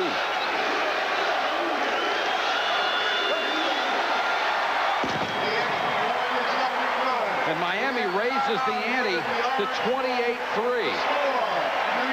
Watch Martin Patton again, the running back. If you're going to be successful against the blitz, the back has to be able to pick up. Here he picks up Lorenzo Dixon. Good block.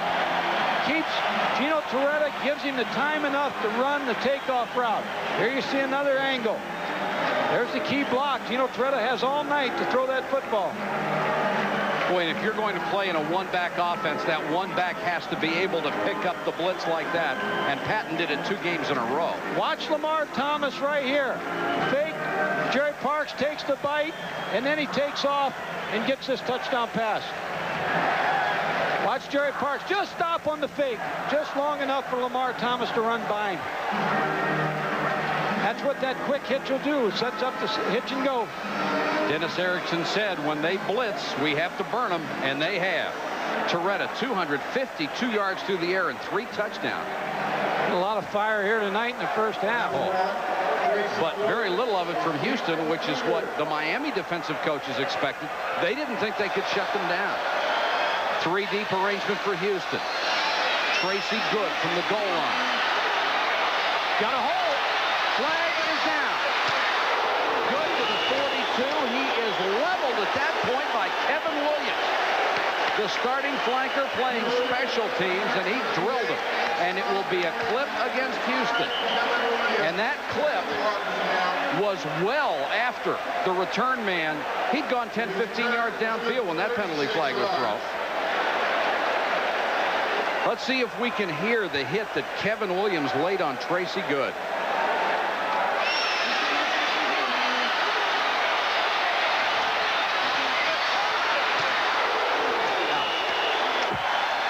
That hurts.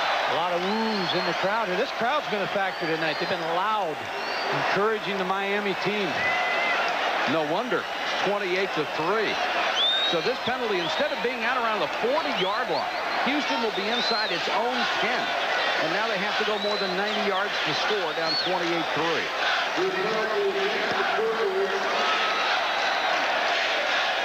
Of course, you know they'll throw it down here. That's what they do. Miami wants to keep Tommy Guy behind him. Excuse me, Mike. Miami wants to keep everything in front of him. Guy on the delay. Another flag is down. The officials whistle the play dead. John Jenkins just like to get to the locker room right now. Ball starts. Lineman picked up before the snap. And you can hardly blame the Houston lineman for wanting to get a head start. Big games. Miami's had them. The experience in the Orange Bowl. 38 straight. They'll have to do some retooling at halftime with a run and shoot. Have to put some ammunition in that gun. They've been able to rest their defensive line. They're back in now with a second-team defensive tackle. Penalty makes it 1st and 15. Ball spotted at the 4. Klingler will have to throw out of his end zone. Block. Right in his face. And you have to be careful when you're back there. A penalty could result in safety. Or that pass rush could result in a safety. Anthony Hamlet out of Delray Beach, which is near Daytona. Anthony Hamlet is a defensive end.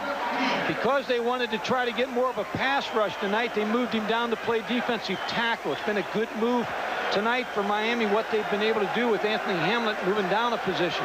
Wanted more, 3 defensive ends in the game. Klingler now 10 out of 22, but only 65 yards. Here's the blitz. They pick it up. Klingler sidearm, gets it to Gilbert, and he is drilled as he got to the 11. Jesse Armstead and Darren Smith hit him. Armstead has had an injury-plagued career here. He really tore up his right knee. As a high school senior, the most recruited linebacker in the country, he almost didn't get past the age of 13. He was attacked in his neighborhood and stabbed with a butcher knife. They said he'd never play again. Well, he's playing. 3rd and 7.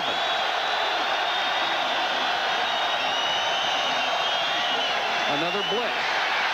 Klingler hangs in there to Gilbert.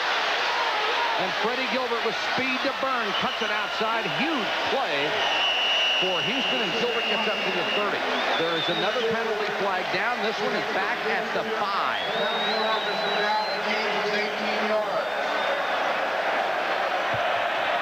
Holding. Well, you have to wonder what else could go wrong for the Cougars and David Klingler. Miami brought the linebacker Michael Barrow on that last play.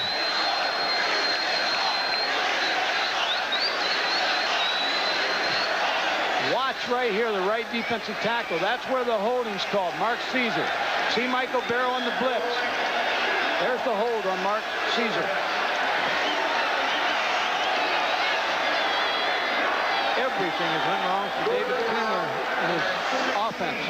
You really got to admire Klingler. With the pressure he has been under, the young man has done the best he could do.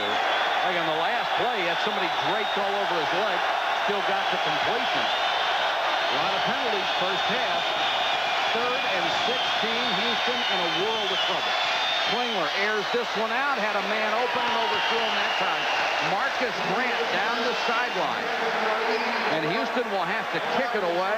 Fine coverage by Darrell Williams. A very, very fast safety. 4.34 speed. Outstanding athlete. Miami defense, I can't say enough for the job they've done. Their coaches, the scheme that they're running, the way they're breaking on the ball, the pressure they get. And now Miami, with 2:13 to go in the half, should have an excellent shot at being able to score again as Williams waits for the punt at midfield. And you notice one thing, as exceptional as they have been, no taunting, no showboating, no nothing. They've done it the way their coaches have asked them to do it. And they snapped it over the head of the punter. That will be a safety.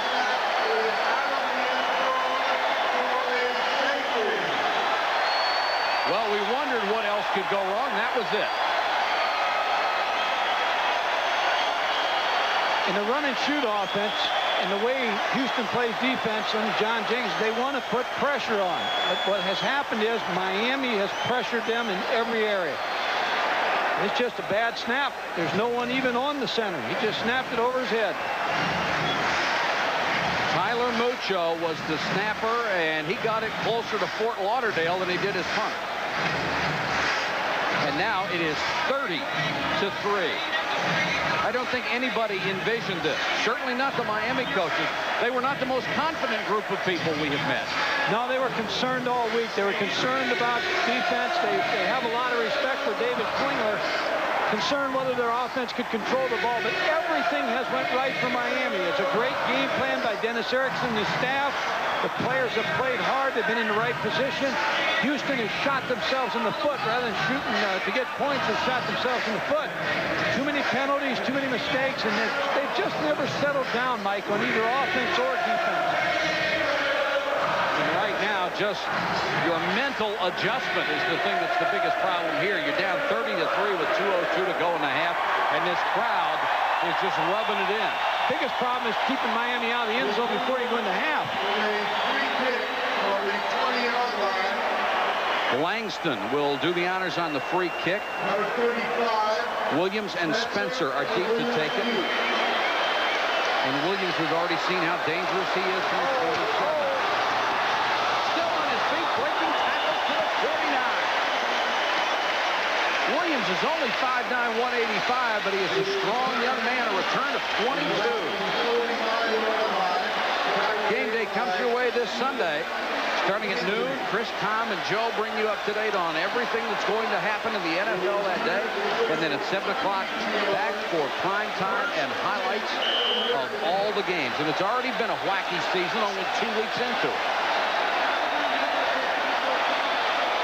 It has been a long first half for the men in red and white.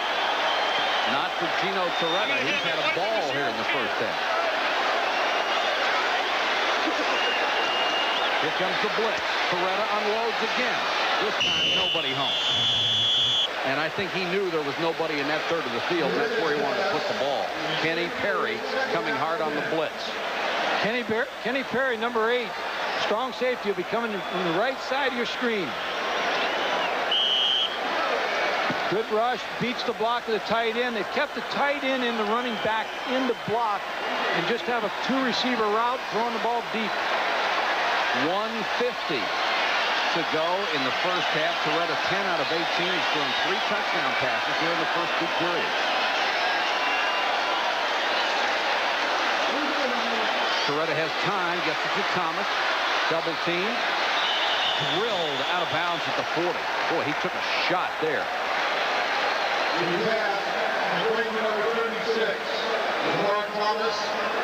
Ryan McCoy dumped him out of bounds. Cadrez was also over there on the coverage. Mike, watch the offensive line of Miami. In contrast to the way Houston is protecting their quarterback, look at that protection.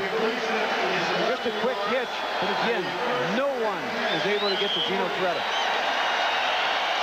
That's the difference. Houston has had to blitz to apply any pressure. Miami has come with a straight 4-man rush and eaten up Houston's offensive line. It is a first down. Thomas now 5 catches, 119 yards in the half. He sounded like Houston numbers. Another blitz, and Torretta once again simply threw the ball away to avoid the sack. That really takes something from a quarterback. Most quarterbacks really value their statistics. They don't like to throw the ball away. They'd like to come out and be 14 for 14 and 5 touchdowns. But Torretta has thrown the ball away 3 or 4 times rather than make a bad play. Most of the time when they face a blitz, the receiver that's open is the inside receiver. They'll run him on an out route. Watch Kevin Williams. This particular play, Darrell Spencer. They're both inside receivers. They should be the people he goes to. Another blitz. Torretta floats this one up for Bell. He can't hold it. But there's a flag down. And Eric Blunt, the linebacker, was on the coverage. And this one looks like interference. He went backside to the tight end, away from the 3 receivers. And Coleman Bell looked like he was held by Eric Blunt. Number 42, Eric Blunt. Penalties, holding on the offense on the line of scrimmage. You have holding on the defense against the receiver. They offset, play it again. That's a break for Houston. One of the few they've had certainly in the first half. And John Jenkins talking with David Klingler. A lot of frustration. John Jenkins gives him the challenge to audible. He likes to audible not away from a bad play, but into a good play against the defense he sees. But tonight he hasn't seen anything that he feels like he can get the ball in. And Klingler hasn't seen anything but orange jerseys right in his face. 2nd and 10. Patton the man in motion. 5-man rush. They go with the blitz, and that pass is short. Darrell Spencer coming on the slant and had him wide open and missed him that time. A lot of dejection on that bench.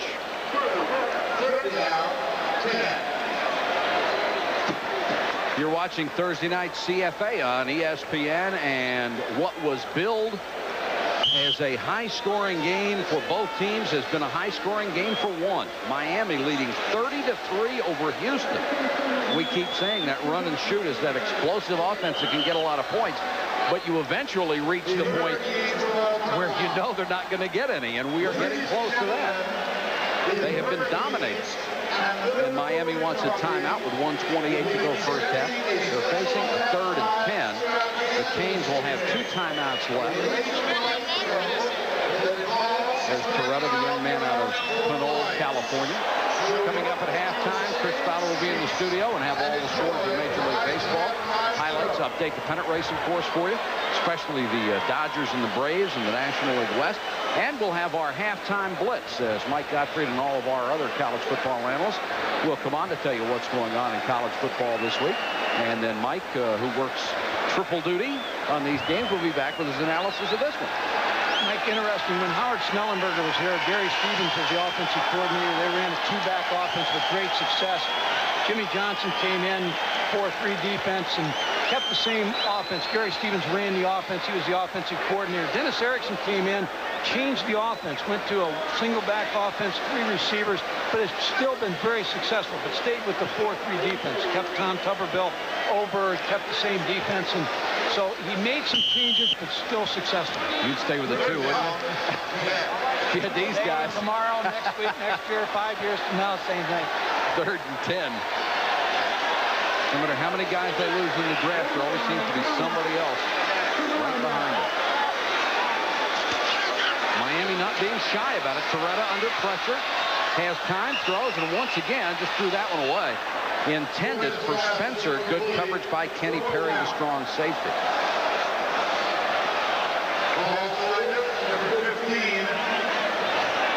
Watch the defensive line try to use some line twist to try to get open. There's the tackle going outside. The in comes inside, comes free. Gino Torretta avoids the rush and throws the ball away. Houston's keeping their regular defense on for a fake. 1:21 left. That's Parks back at the 10. But Snyder is on, and he will kick it. High sailing punt. Parks lets it go over his head, and Miami will down inside the 5.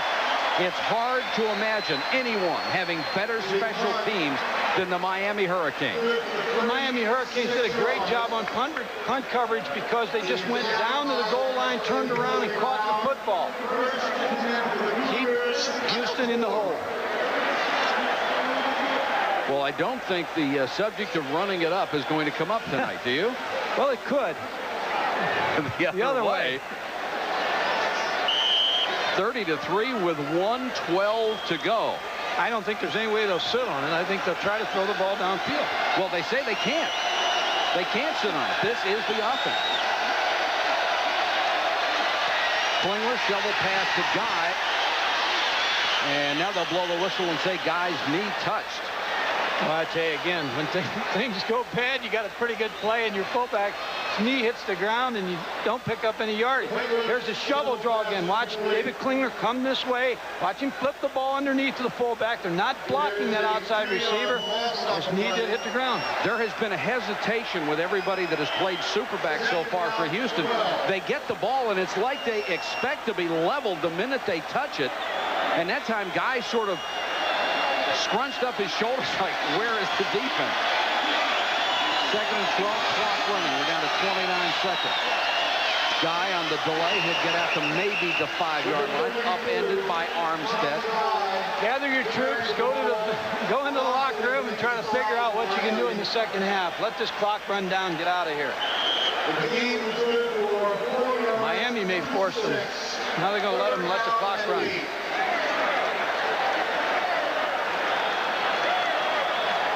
Down to 4 seconds.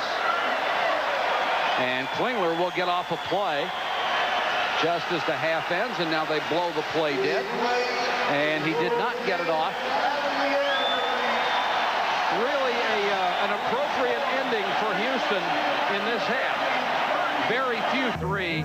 Probably the thing that's most half for them as a football team. It's a young season. They need to come together, need some positive things to happen. And we should find out in a hurry because the Cougars will get the football first. Huerta kicking off. Taken by DeAndre Sanders. Trying to get to the outside. Speed against speed. And he turns the corner. Another flag is down. And I don't know if Houston has returned one kick tonight that there has not been a penalty flag. They've really put themselves in a hole with these penalties. Instead of having the ball close to the 30-yard line, he backed up. Casey Greer made the stop. That's not the way after you get a big emotional pep talk to come out and start out.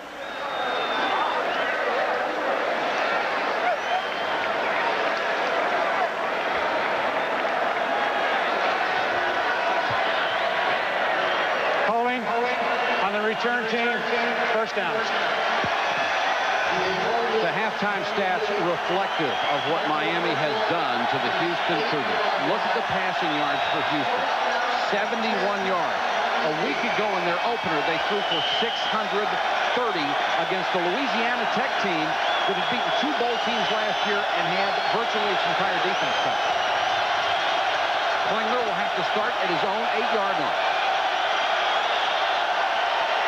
5-man rush on the blitz. They don't get there, and the pass is complete out to about the 16. That's where they mark it.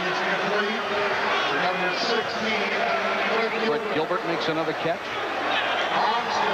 You know, some things happen bad to them here early. They might start to go back to the huddle. They may need to regroup a little bit in the huddle. They're going with the no huddle again. John knows he wants to try to get some plays off, and a number of plays off, but the noise factor is really bothering him. Gilbert has 7 catches, 52 yards.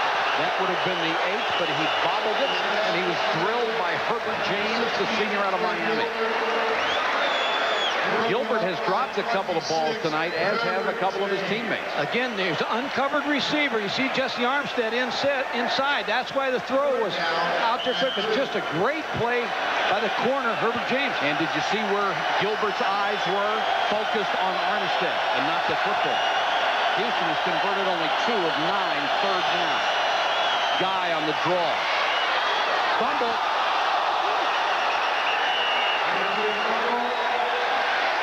Houston has it. They would have fumbled that one. You could have packed the bus up. You bet. Number 32. As it is, they may have gotten a first down out of it, and did. It's a 20-yard line. So one of the few breaks the Cougars have had, recovered by John Morris, the left tackle. Houston has not been able to catch anything over the middle. Everything's been outside or quick passes. Miami's fourth. 4-man rush. Klingler, Chase, trying to run. Look at the speed. Just burning speed. Herbert James came up. I mean, they just close on you so incredibly. Just so much speed. Here again, the rush bothers David Klingler. Just a straight drop-back pass. You see the rush forcing him out of the pocket. He's heading for the corner, but Herbert James, who's a deep cornerback, came up and made the play. Klingler has 4.65 40 speed, which is excellent for a quarterback. Randall Cunningham was timed in 4.7 when he was in college. That'll tell you how fast James is. 2nd and 7. It was a gain of 3. Pressure. They throw it to Guy, and Guy ran into his own blocker, who was being forced back by a defensive lineman. The shovel pass has not been their best play.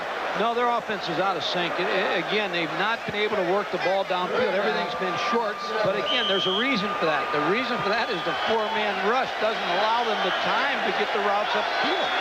There's no substitute for pressure on the quarterback, and they're getting it done with 4 men. Klingler has thrown for only 79 yards. 3rd and 7.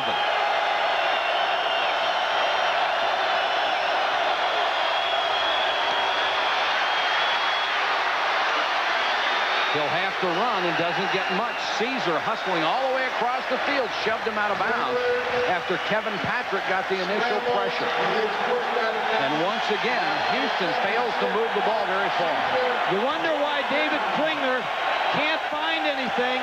It's because Miami has done such a good job of underneath coverage. Watch David Klingler. There's a reason he's not throwing. Look at the underneath coverage. They're rerouting the receivers. They have speed to stay with them, and that's why he's running the football out of bounds. Great team speed has always been the key to this Miami ball club since Howard Schnellenberger came here. Langston to punt.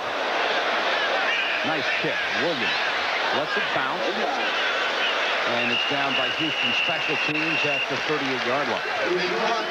He is now at the 38-yard line. 41-yard punt, no return. And the punt travel. Been a tough night for the Heisman candidate David Klingler. But Gino Torretta has had it all his way. He's made the right decisions, thrown one pass that could be considered risky, hit 3 touchdowns, everything they've asked of him. One team's been poised, the other team hasn't been tonight. McGuire is the single setback behind Torretta. McGuire will get the carry. Nice cut to get a couple of yards. James Bevel will make the stop along with Tyrone Davis. 3 yards. 2nd down. Houston jumped into an 8-man front defense on the first play. Houston Still, Miami was able to pick up 3 yards, running against 8 people. Steve McGuire's done a good job carrying the football tonight. Sure has. Martin Patton's given him the speed outside. And great blocking. McGuire's gained 60 yards, averaging more than 4 yards a carry. Torretta straight back to throw. Short drop goes to Thomas. Nice move to get away. Thomas to the 40. He left John W. Brown with an armful of air. Darren Woods had to make the tackle, and Thomas at 6'3", 170. Sort of hits you at the end. 8-man front, you've got to be a little tighter on the receiver. See, John Brown's giving him too much room. Lamar Thomas then makes a move. That's what the Houston receivers are used to doing. Getting the defensive backs tired, getting them sloppy in their tackles, and that's what's happening on the other side of the ball. The Houston DBs cannot match up with the Miami receivers. Thomas, 6 carries, 138 yards, 2 scores. McGuire cuts it outside. McGuire doesn't look like he's doing a whole lot, but at the end of the play, he has 4 or 5 yards. Tyrone Davis made the stop. Stop by Tyrone Davis. Tailback counter play where direction goes one way to affect the linebackers. Watch the pulling tackle and guard.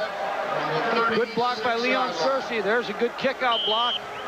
Darrell Spencer does a good move here for Miami. He doesn't try to block. He would have clipped. Gain of 5, 2nd and 5. Our score, if you joined us late, 30-3. Miami has dominated, especially on defense. And Torretta has been superb. Here comes the blitz. They don't get there. Thomas inbounds at the 17. Got a foot down. And once again, Torretta takes the heat of the blitz, lays the ball up so somebody can catch it. There is a marker down. Boy, John Brown's got problems. Personal foul on the offense. Against Miami.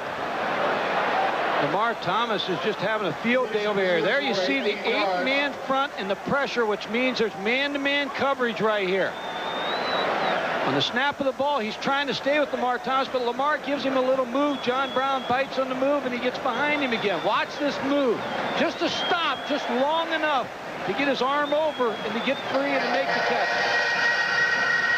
Personal foul on the offense. Still 2nd down. Watch the concentration. I'm not sure he had the football. Not sure he did either. Good concentration, but I'm not sure he brought it in. He did get the foot down, but you're supposed to take the ball with you, but it comes back on the personal foul in any event. 2nd and 21 now for Miami from their own 49. Houston desperately needs a big play on defense. Well, those DBs are on like islands right now, and Miami's just eating them up. And you don't want to be on an island when there's a hurricane coming. Here's Williams. Flanker screen. Goodbye. Touchdown.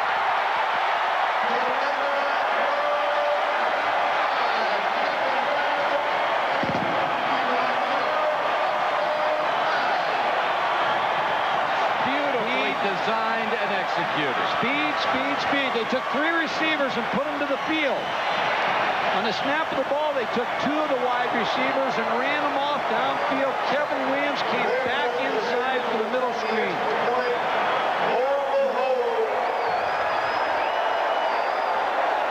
51-yard touchdown pass. Williams' 2nd of the night.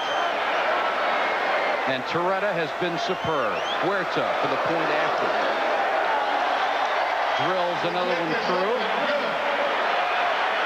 4 touchdown passes in less than 3 quarters for Gino Torretta. It's 37-3.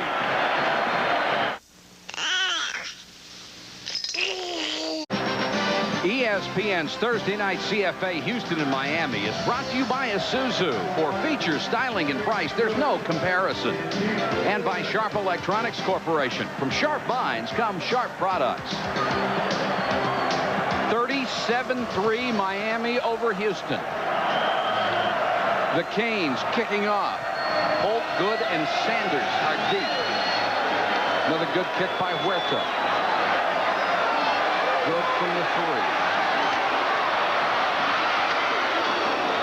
Berry worried as he reaches the 33-yard line. Mike, let's go back to that last touchdown.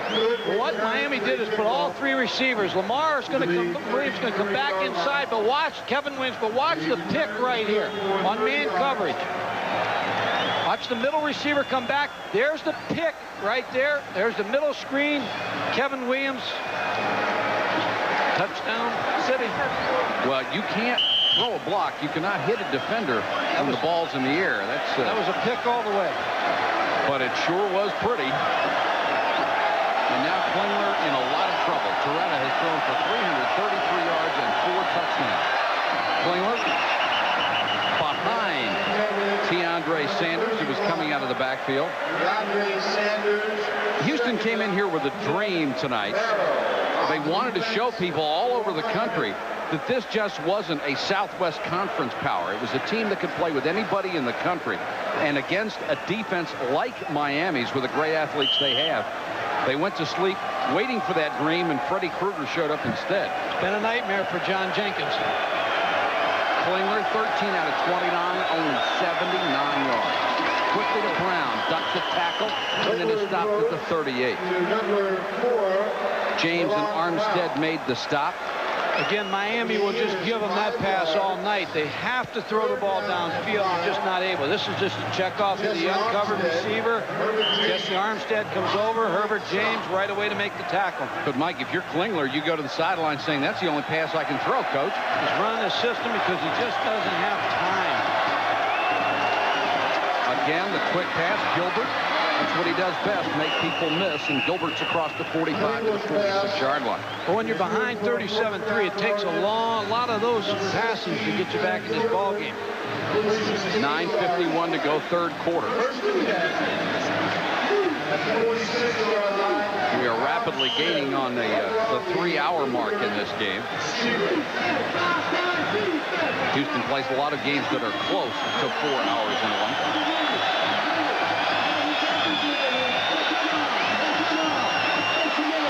Fake him and throw pass this time. Can't find anybody. Now he wants to run. He's got yardage. Has the first down. Gets out of bounds in front of Michael Barrow, the linebacker. Next week, Virginia at Georgia Tech. The Yellow Jackets are 17th. Talk about a team shooting itself in the foot. They did that against an excellent Penn State team in the opener. Not that Penn State wouldn't have won in any regard, but Georgia Tech made more mistakes in one game than they made all of last year when they shared the national championship. And future opponents can't expect that kind of gift. Klingler, dangerous pass. Sanders can't make the catch. Nothing they're doing is surprising Miami at all. No, again, they're just short passes, and Miami's breaking up on the ball, and they really haven't challenged Miami deep. But again, you know, we keep talking about this. It's very difficult. The best pass defense any team can play, and Dennis Erickson's team's doing it tonight, is a pass rush. You don't have time. You're just not going to be able to complete passes. Last team that held this club under 350 yards, guess who? Dennis Erickson. He was at Washington State. Gilbert. Oh, here's a nice screen play, and Gilbert gets it all the way down to the 30-yard line. But once again, you could see the Miami speed closing on defense, even with a well-designed play, and a guy like Gilbert who can fly. Similar play that Miami ran for their touchdown. Watch Michael Barrow, number 56. It's caught inside. Now he sees screen. Watch him come back and help make the play. I recruited his brother. He's out of Homestead, Florida. Carlos Barrow out from the University of Kansas. Now that's a middle linebacker chasing down an extremely fast wide receiver from behind. Klingler in trouble. Flag down. Maybe a face mask. Eric Miller, number 95, got to Klingler. It also looked like Lopez was in there. And they have fresh defensive lineman. Kenny Lopez is a 6'3", 270-pound backup defensive tackle.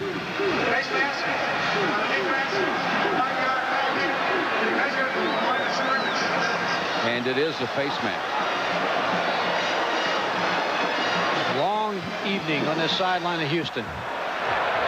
Face mask, 5 yards, 1st and 5. Watch David Klingler. There's the face mask. Oh. Kenny Lopez. He just didn't grab it. He turned it around. Surprised they only called 5 yards. Well, he hung on for a while, but it's 1st and 5 for Houston. The fans don't want to see the Cougars score. They want to see that Miami defense keep them out of the end zone. Guy got a yard and no more. Number 98, Rusty Medeiros, played it very well from his defensive end spot, the sophomore from Ozark, Missouri.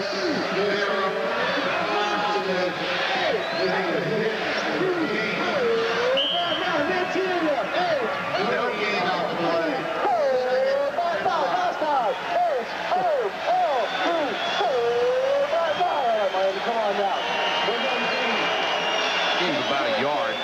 They're listed at 2nd and 5. It's closer to 4. Klingler with that little half roll, and his receiver been forced out of bounds. John Brown III. And nice coverage out there again by the Miami secondary.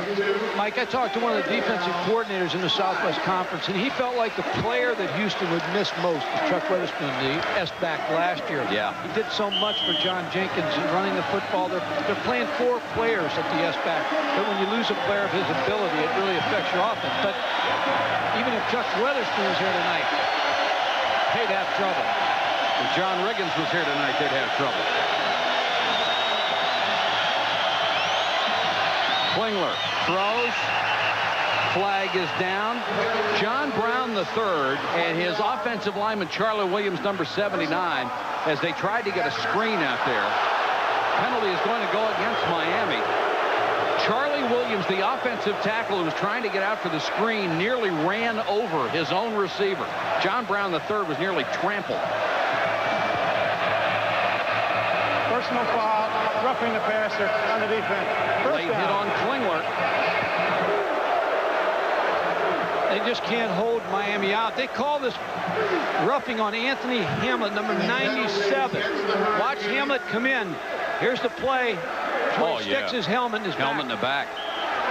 Miami's been penalized 12 times, 107 yards. Houston has 8 penalties tonight. It's a 1st down Cougars. Klingler sidearms this one too high for Gilbert, and good coverage back there, especially Hurley Brown, and this will be holding against Houston. Rusty Medeiros was applying pressure, and that's the look that John Jenkins has had most of the night. It doesn't surprise me the way they're getting by the offensive line. They have to grab him and try to slow him down. Darrell Williams, a free safety, number 31. Dennis Erickson told me he may be as good as Benny Blades. That's good. Holding. Offense. Still 1st down. You feel for Klingler a little bit. He is a quality quarterback who is going to be one of the top draft choices in the National Football League, but he's just taken a beating tonight. People who are watching this game, obviously the question is going to come up, how does this affect the Heisman Trophy race? How does it? Well, I think that Casey Weldon and some other people are going to move up. Not ahead of him, but they're going to move up. This is it. Now all of a sudden it's going to be a crowded party. Movement on the Houston offensive line. John Morris, the left tackle, got a quick start.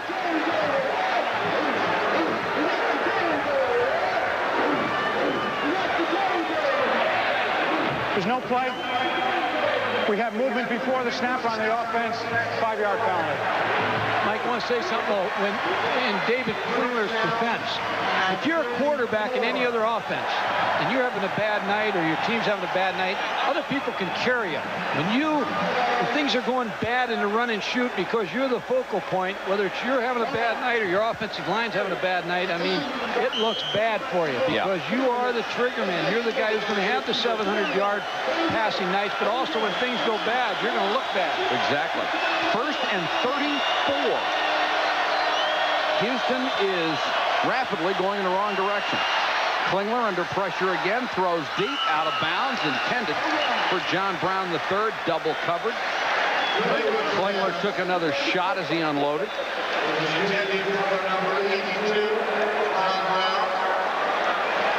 Watch Darrell Williams, number 31, just sitting on the hash, waiting for a receiver, and then he breaks on the ball. is in pretty good shape. That's Jesse Armstead, a linebacker running with the wide receiver. Darrell Williams. Again, unbelievable speed from these linebackers. Good size, 6'2", 190, run. Makes the defensive secondary calls. Klingler has averaged 2.9 yards per attempted pass tonight. Fake, Klingler gets away, nearly lost his jersey in the process. Throws, Gilbert can't get there. Nearly intercepted by Ryan McNeil. There's another flag down. And a Houston player is hurt. This will be the 23rd penalty of this game. It's a clip against Houston. Kenny Lopez, the Miami defensive tackle, is the injured player. The clipping penalty against Houston. Just a total mismatch in the offensive line of Houston, defensive line Miami. Really being eaten alive at this point. Flipping on the offense. Second down.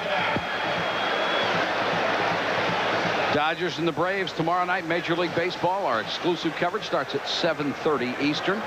What a great race in the National League West. The Braves, the surprise of the league this year. The Chicago White Sox and the California Angels will follow the Dodgers and Braves game.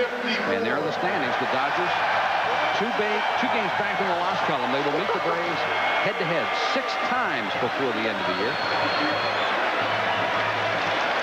I marked this ball all the way back to the Houston 43. Let's see if we can see the injury.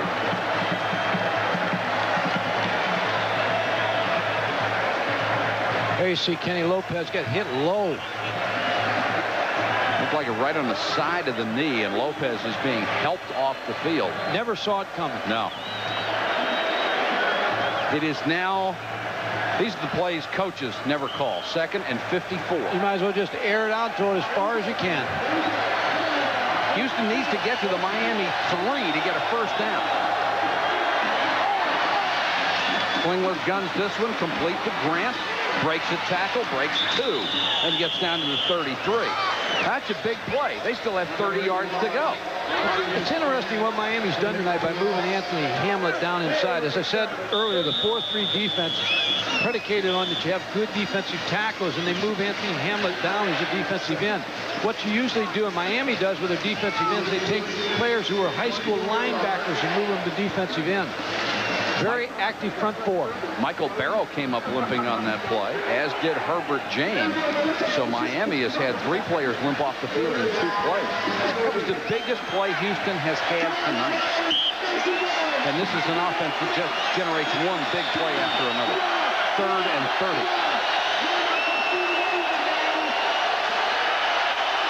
Another flag is down. It will be another hold. The pass intended for Grant, incomplete. And Matt Britton, number 99, was downfield in pass coverage. He came back from one of the most devastating knee injuries anybody has ever seen. He had 8 hours of surgery on that knee. 8 hours. I mean, that's incredible with the techniques they have these days. He has to have that leg tape 45 minutes before every game. They just had a good pass rush. David Klingler is just really frustrated. Just hasn't had time. Has not thrown the ball well at times when he really has had an opportunity to throw. Well, you need to develop a rhythm, and he's never had the chance to do that tonight. They turned down the holding call to bring up 4th and 30. At this point, he's just going to keep his offense on and 4th down, try to pick up the first down. 6:52 to go, 3rd quarter. The Miami players trying to get the fans to their feet. And it's working.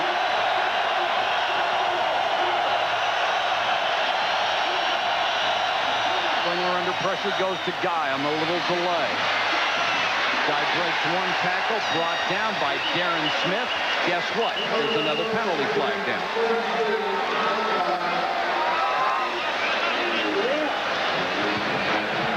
Watch sides. Defense. Well, this will give Houston another shot. It will be 4th and 25. They were obviously far short of the first down. Guy is someone, a young player, only a sophomore. He's still learning the system, and it's very obvious he doesn't have a great deal of confidence in that play or what he's doing right now. He has been really hesitant every time he has caught that little shovel pass or the short screen. He has. He just, when you roll 4 people in, at times it'll take a while for somebody to establish themselves at that position. 4th and 25. Houston gets another shot. They need to reach the 3-yard line for a first down. 4-man rush. For once, not a lot of pressure. Gilbert caught it, but he is crushed at the 11-yard line. That will be short of a first down. And that's one of the reasons he was open over the middle, because the Miami defense is laying back, saying you're not going to get the 30 yards to get the first down. 6:35 to go in the quarter. Miami leads by 34.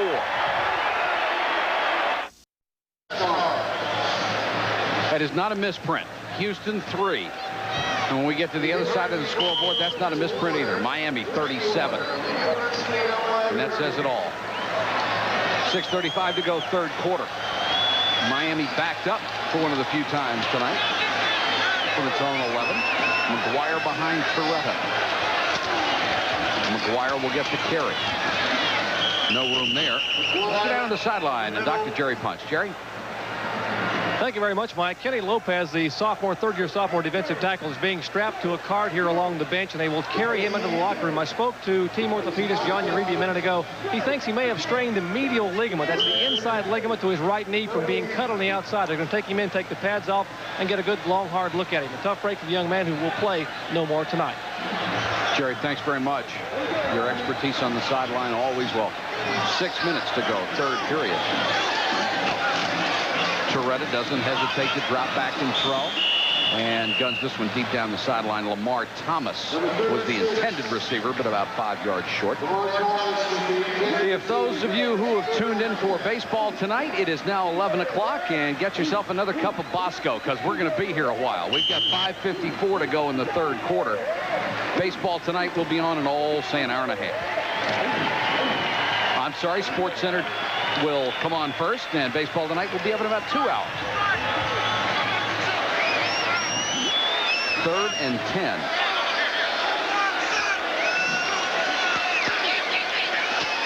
Torretta with time, rifle complete. Thomas has it, first down at the 23. More penalty flags. Holding offense. This will go against Miami.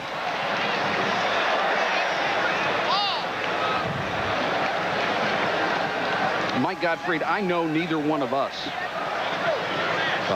brilliant as we are, expected this. Speak for yourself. I'm brilliant. This has really been a tribute to the Miami Hurricanes, their coaches and their players, the way they've prepared for this.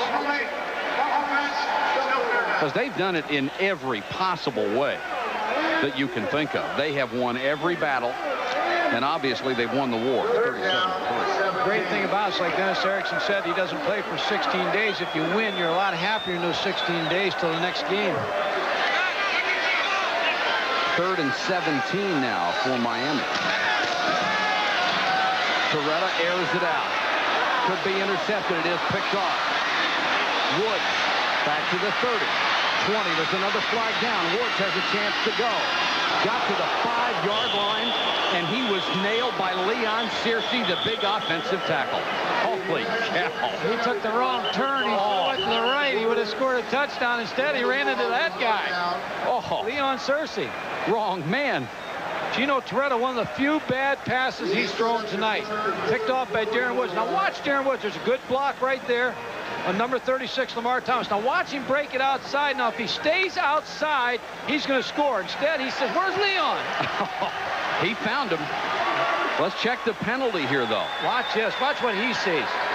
Oh, I wished I would have went to the right.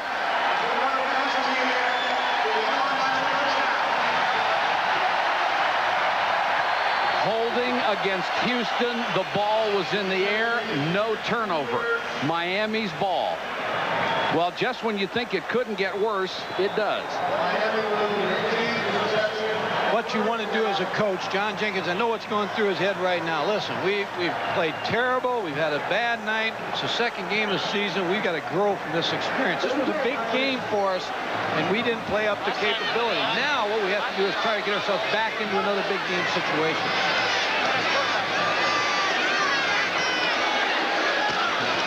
McGuire gets a nice downfield block, breaks the sideline, shoved out of bounds. Darrell Spencer threw him a fine block to get about 10 yards. John W. Brown shoved him out of bounds. Watch number 35, the inside receiver, make a block for Steve McGuire. Here he sets up, blocks Lorenzo Dixon. Steve McGuire gets outside, picks up real good yardage. And that's all you ask of a wide receiver, not to level somebody, just hit him. Get in his way. McGuire, 17 carries, 84 yards. He doesn't offer the blazing speed you usually see out of a Miami running back, but he's gotten the job done. Here we go.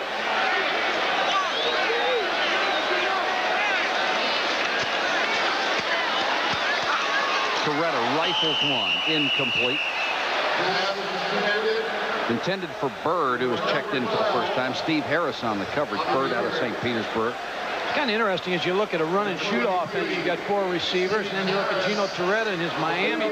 They really got 3 wide receivers in the ball game, but they have a tight end also in there, which makes it a little bit easier for them to run the football with Steve McGuire or Martin Patton.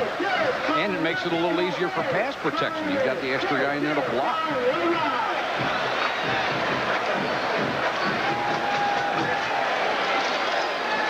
Second and 10. Go with 4 wideouts this time. And put McGuire in motion, and they'll throw to him.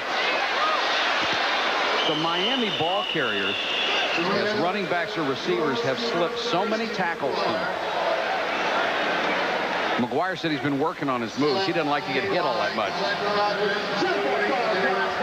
Top 10, Florida State, Miami. This can do nothing but enhance their reputation. And, of course, they always meet, and it's always a great game. Michigan, Washington, Penn State, which may have the best team Joe Paterno has had in a long while.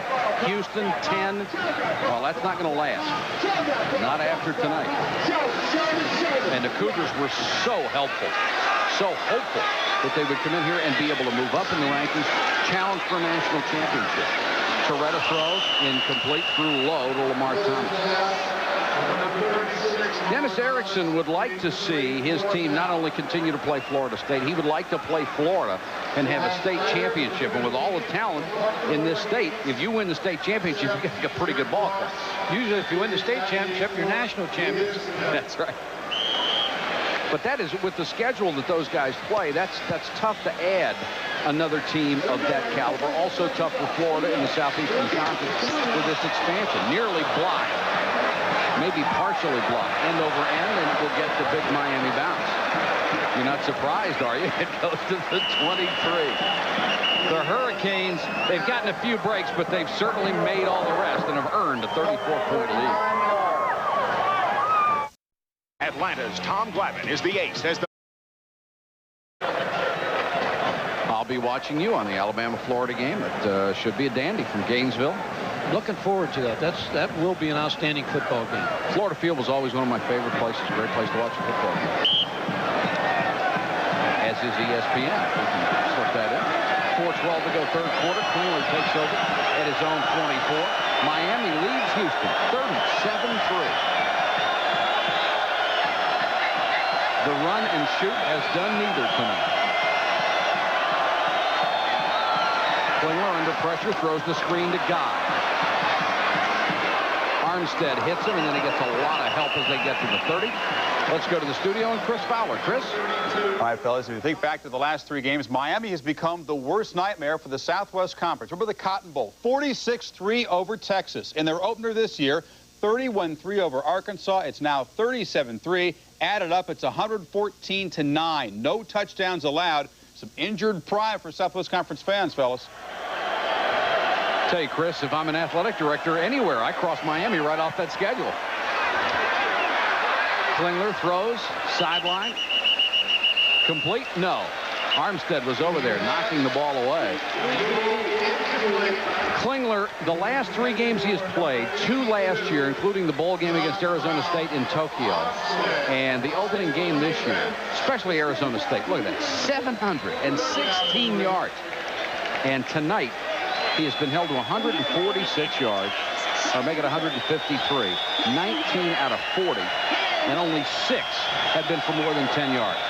A tribute to the Miami defense. Guy on the draw. Another flag is down. Guy slips a tackle. Gets it out near the 40-yard line. John Jenkins' play calling right now is the respect he has for the defensive line, and it has been that way for almost the last quarter. Offsides, defense. This will go against Miami. Also, I think what's got to be in his mind, protecting the quarterback. He's got a guy here who is a legitimate Heisman Trophy candidate who has just been clobbered all night long. Well, he can't control the pass rush any other way at this particular point. There's nothing for him. He can't really do anything. So it's run the draw, run the shovel draw, try to get quick passes off before they get to David Klingler. David Klingler's had a tough night. That is an understatement. And that's the reason, right? Oh, yeah. They're looking at. That 4-man rush has been withering. 1st and 10, Houston from the 39. Klingler to Good. Good gets out of bounds. Gained about 5. Miami will feel good about those scout teams. That's the players who simulate the other team's offense, and they really, it's tough to do. It's tough to simulate the speed.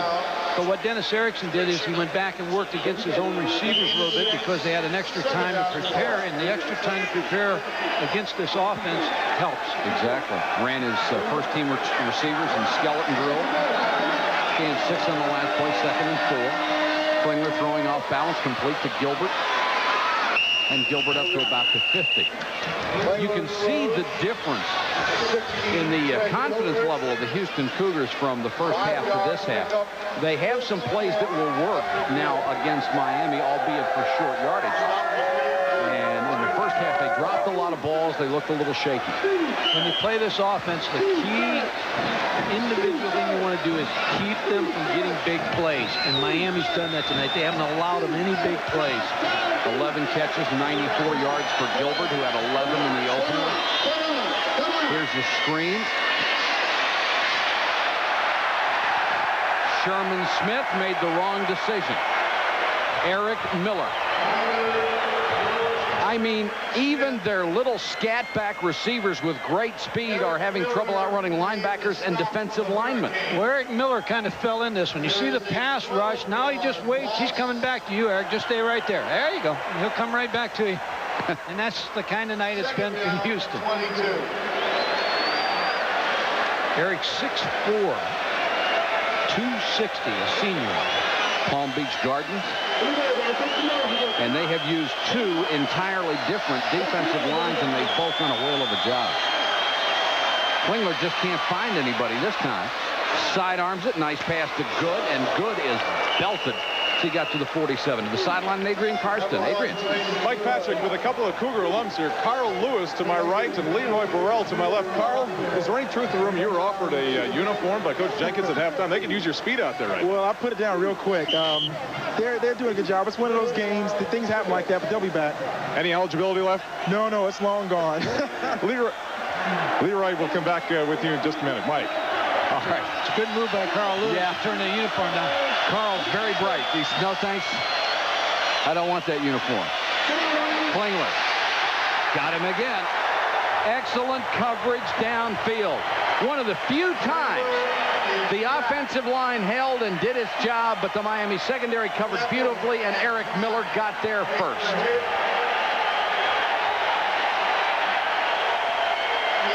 Excellent coverage, 2 deep coverage by Miami. David Klingler's looking backside. He faked the front side route. He looked backside, just everything covered, and he just doesn't have any time to throw a deep route tonight. 5 sacks. And on 4th and 16, Langston comes into punt. Darrell Spencer will do the return duties this time from the 15. Returnable. Spencer from the 20. Only gets a couple this time. Back to Adrian Karsten on the sideline. Leroy, thanks very much, Mike. Leroy, they said earlier in the week, the defensive backs from Houston, that they were running and practicing against 4-2 speed with their receivers, and they figured that they could handle Miami.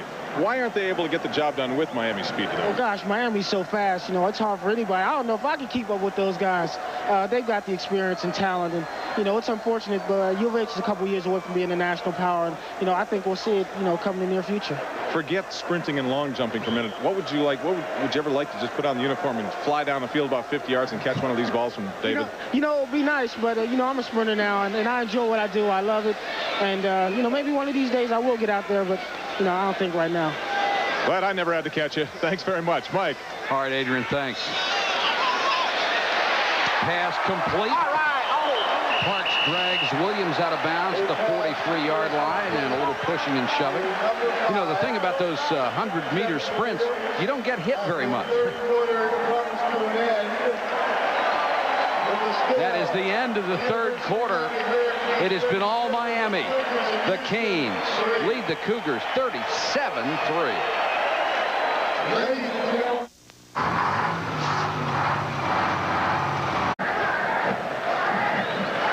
We have reached the 3-hour and 10-minute mark in this one, and we have a full quarter to go from the Orange Bowl in Miami. 37-3. And the Hurricanes have been impressive, to say the least. Torretta, the quarterback. McGuire goes to a wing. Torretta for a sideline incomplete.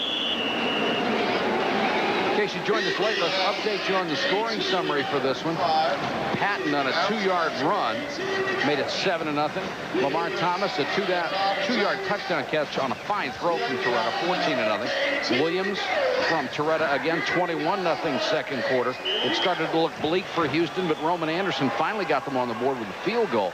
Then Lamar Thomas with a backbreaker, a 71-yard touchdown catch. And then Houston shot itself in the foot again, snapping the ball over the head of the punter for a safety. And Kevin Williams' 51-yard touchdown catch has made it 37-3. Miami bidding for more here. 2nd and 10. Draw. Patton. Flag down. So's Patton as he reaches the 46-yard line. Blunt made the tackle along with Kenny Perry, who's been very active tonight. And Gentry checked the flag. Holding. Offense. Boy, if the referees got paid by the penalty, there would be a rich crew tonight. John, he's got his own highlight film. He can take home, show his family. You know, one thing Miami is very proud of, not only their great athletic ability and their winning record. Holding. Offense. Still second down. The graduation rate last year was just about as good as it can possibly get, and they are also exceptionally proud of the fact that all of their players do community service work. Some do a great deal in the area of trying to prevent kids from drug abuse and staying in school. And Dennis Erickson says all of his scholarship players are required to do at least some of it, but many go out and volunteer on their own beyond that requirement. 256 yards in penalties though. Torretta under pressure. Let's go to the sideline. Dr. Jerry Punch. Jerry? Guys, the last Thursday night game Miami played was Thanksgiving 1986. The quarterback's name was Torretta, and it was number 13, but it was Jeff Torretta. And Jeff, little brother's having the kind of night you had back in 86. Yeah, Gino's played real well tonight. I think it's been a total team effort, and they blitzed him all night, and I think he's responded. Real proud of him. Klingler was pretty much motivation for young brother, right? Yeah, I think there was a lot of hype with Klingler, about the Heisman and all the rest, and I think Miami's defense responded, and it was nice to see Gino play such a nice game tonight, and we're proud of him. In fact, me and my brothers were probably more tired than Gino from high-fiving and whooping and hollering in the stands. Jeff Torretta. 3rd and 25. Torretta deep sideline, too high for Kevin Williams. And Miami will have to punt it away, facing a 4th and 25. Two other older brothers of Gino Torretta had played. Greg was a wide receiver at Cal Davis. Gary, a quarterback at St. Mary's of California, and then went on to coach Gino in high school.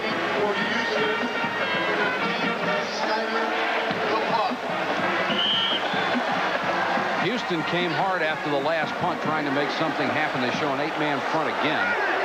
Jerry Parks is waiting back at the 45. Parks has to backpedal all the way to the 32. And once again, Miami with excellent speed on special teams, and they always put a big hit on the return man. 13:21 to go. We've got a timeout. ESPN's Thursday night CFA Houston and Miami is brought to you by Jeep. There's only one Jeep. And by MetLife. Get Met. It pays. You're watching CFA football on ESPN and watching Miami take Houston apart 37-3 with 13:21 left in the game. Klingler stays in quarterback. Good, and they'll stop the play. Yet another penalty flag. Check in with Chris Fowler. We'll check on the penalty in a moment. Okay, fellas, the pennant races are tightening up. In the AL East, Boston draws within 3.5 of the first-place Blue Jays by beating the Yankees 7-2. Mike Greenwell drove in 3, but the Tigers fall 5.5 back. They are shut out by Milwaukee's Chris Bosio. SportsCenter follows the game with highlights and scores. Back down to Miami. When you shut out the Tigers, you shut out some bats. Those guys can flat crush it. But the Red Sox making a real run at the end of the season. Hope in New England springs eternal. They never give up. 1st and 15. Klingler gives it to Miles on the delay. He's across the 40 to the 42. And our Sunday Night Baseball, our exclusive coverage with John Miller and Joe Morgan, will feature those Red Sox against the Yankees at 8 o'clock Eastern Time. Hope you'll join us for that one. Mike, do you think Lee Corso is still watching this game? No. You don't? Well, the reason I'll get back to there is he's in bed asleep. I give Lee more credit than that. 2nd and 8. Miles again on the delay. Close to a first down at the 49-yard line. Check in with Adrian Karsten. Adrian. Mike, a nice touch by the Big East officials this evening. If you look closely, you'll see a VS on their sleeve of their uniform. This is a memory of a man named Vinny Scarzi, who was a Big East official who died August 21st this past summer. Been a referee, graduate from Holy Cross in 1960. He's been refereeing since then in small college, large college, a lot of bowls. Just a nice touch by the referees here this evening. Sure is. I had Vince Scarzi in many games, and we talked about John Sophia. They really have a good crew in the East, and now, of course, they're the Big East Conference. So always felt like it was a good, well-officiated group. And certainly the pride of the Big East right here, the Miami Hurricanes. That was the linchpin to the whole conference setup to have their power. They wanted to join it as a football conference, but because it's also going to help them in basketball. Do you think there's somebody at the Radisson Inn in Bristol still watching this game so I can get him to go wake Lee Corso up to tell him I'm going to move Miami up into my top 8? Into your top 8? Yes. They weren't there a week ago, huh? No, I'm going to be honest. I thought they lost too many players. Miles on the draw. They're trying to get the first down. Well, how good do you think they are now? I think they're good. And I'll tell you why I think they're good. The questions I had on Miami going in, and Dennis Erickson's team, was they lost so many defensive linemen that I felt they were going to be young in the defensive line. They didn't have a tackle like Jerome Brown or Cortez Kennedy or Russell Maryland. And offensively, there was questions on Gino Torretta, but I think they've answered all these questions tonight. They have defensive linemen. They've got great team speed. Their receivers may be as good as any receivers they've ever had here. Their collection of receivers. Gino Torretta passed the test tonight. McGuire and Patton give them 2 good running backs. Special teams, excellent, and they got a pretty good schedule. Well, speaking of their schedule, the biggest stumbling block there is #1 Florida State waiting on the horizon.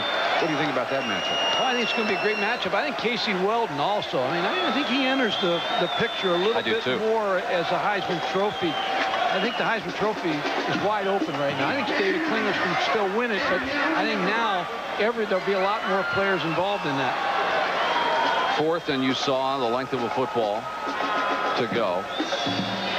This man will be back right there, John Jenkins. Oh, yeah. I guarantee you that. He'll bring his football team back. This is one loss. You have to remember that. You grow from a loss. Wouldn't want to play him next time.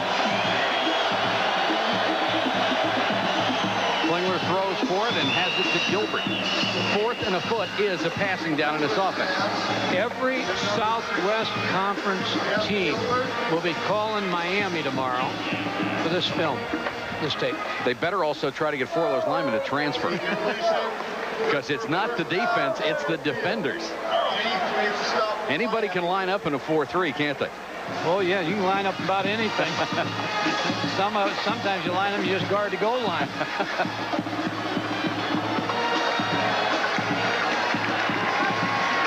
It is a first down, Houston. Ball at midfield. 11:45 to go in the game. Klingler gets it out to Gilbert. This kid's a quality receiver. Takes it down to the 42-yard line. Darren Smith knocks him out of bounds. Gilbert's 13th catch tonight. Credited with the tackle. Here's what Miami is facing the rest of the season, and they have always done a very good job of spacing their big games. The next real big test, October 12th, Penn State. Great team this year. That should be one heck of a game. And then Florida State on November 16th. The other games you figure they have to go in as real heavy favorites. Klingler sidearms this one, incomplete.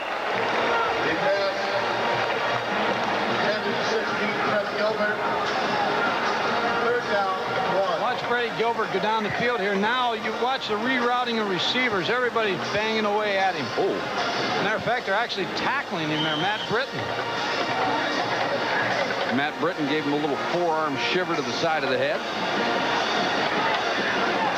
Britton, the senior from Miami. He's moved rather well on that bad knee. 3rd and a yard. Try to get him on the ground and don't. Number 34. May have lost a yard. Miles takes the handoff. Klingler has been under severe pressure ever since this game began. Loss on the play.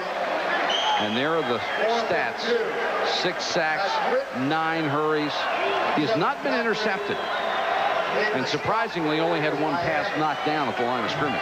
Game's not over yet. I mean, everything else has went bad tonight. 4th and now 2. Klingler, 25 out of 47, 179 yards. Dumps it to Gilbert. They'll try to let him get the first down, and he can't. Paul White with a great ankle tackle. Exceptional tackling by Miami. Timeout, 10:49 to go. Miami continues to lead.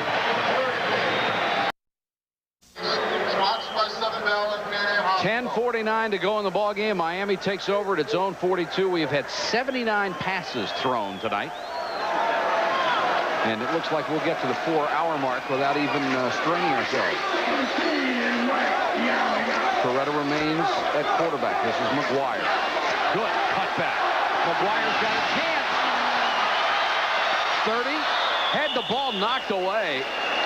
But Miami will retain it. Darren Woods, very nice looking play there. Not only did he make the stop, he was trying to make something happen by slapping at the ball. Steve McGuire, watch him. He's going to run the stretch play to the left side. Watch the cutback. Now. Cuts back. All the linebackers have overrun the play. Darren Woods, number 5, catches up and then tries to strip him. He did, but the ball went out of bounds. McGuire, 18 for 118 yards. So he has 188 yards in 2 ball games so far. Another first down, Miami. Patton comes in at tailback, gets the carry. Hit in the backfield initially by Ryan McCoy. And then stopped by Glenn Cadrez. It's been a long time since this offense did not score a touchdown. In fact, it was the first game with Jack Pardee as the head coach. And John Jenkins is the offensive coordinator when they had the run and shoot installed. And it will happen just about that often, once every 4 years. And you've got to play somebody like Miami to shut it down. Believe me, this offense, there's nothing wrong with this offense. Brilliantly conceived with the athletes they have. They're going to score a lot of points with it. A lot of people are going to play Miami and only get 3 no matter what they do. Patton on the screen. All the way down to the 15-yard line. Cadrez hustling downfield again, playing very hard. Steve Harris makes the tackle with him. Little quick screen where Lamar Thomas, number 36, comes back in and blocks the linebacker. A little pick play again against man coverage. When you get people in man coverage, sometimes you can pick them. One thing in defense of the Houston defensive unit, with the gambling style that they have, they know they're going to give up some points. Make big plays, give up big plays. They count on their offense to come back and get those scores back. When the offense can't do it, your defense will work. Well, where the offensive line from Houston had a problem tonight, the defensive backs had one also. Yeah. McGuire gets the first down, back to the sideline, and Jerry Punch.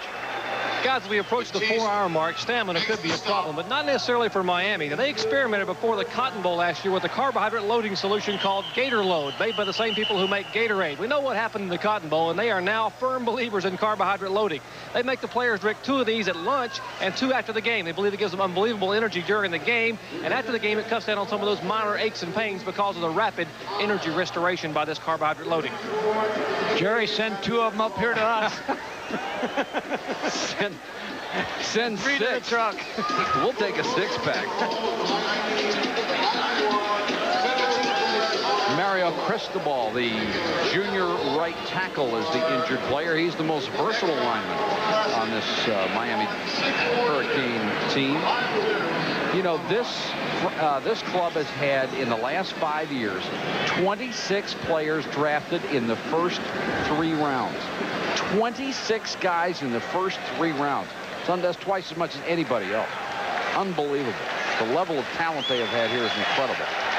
Hope you'll be with us every Saturday. We'll give you stats like that. Will Chris Fowler and Lee Corso. And the ball starts at 11:30 Eastern. And we have a doubleheader this Saturday for you. Louisville against Ohio State. That's at 12:30. And then at 7:30, Ron Franklin and Mike Gottfried will be at Florida Field in Gainesville, Alabama against Florida. First down, 10 Miami, driving, trying to add to the score. Torretta throws and off the fingertips of Darrell Spencer.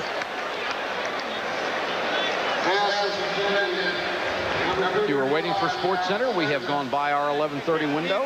SportsCenter will follow Sermonette tonight. Maybe somebody from SportsCenter can get Lee Corso up so I can talk to him. No, Lee figured he's got another hour for this nap. Oh, does he come back on tonight, Lee Corso? At this point, I'm not sure.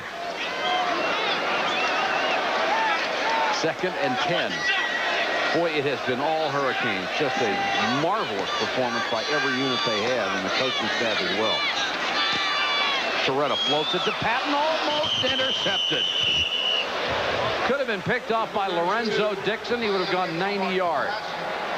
It's been an almost night the whole way. Another quick screen where Lorenzo Dixon sees it, comes up to make the interception, just underplays it. Had nothing but green grass in front of him. Boy, you really got to take your hat off to the Miami coaches. I tell you, they've had a great game plan. They've executed tonight. Dennis Erickson has to really be proud of what his staff has accomplished. You know what's really surprising about this game? No turnovers. There was the 1 interception, but that was wiped out by a penalty. Torretta gets great protection again, throwing for the end zone, and Spencer can't get there. In fact, Spencer and Thomas were within a stride of each other, and that shouldn't happen. And you can get a little chuckle out of running the wrong pattern and running together when you're up 34-3. It's a little easier to go to the sideline, but somebody busted that pattern. Of course, we know one thing for sure. That coach is still going to yell at you, isn't he? Well, he'll find something wrong, even though it's 37-3. Carlos Huerta on for the field goal, 29 yards. And in his career, Huerta is 96.4% inside 30. He just doesn't miss. 40-3, Miami. Back in a moment.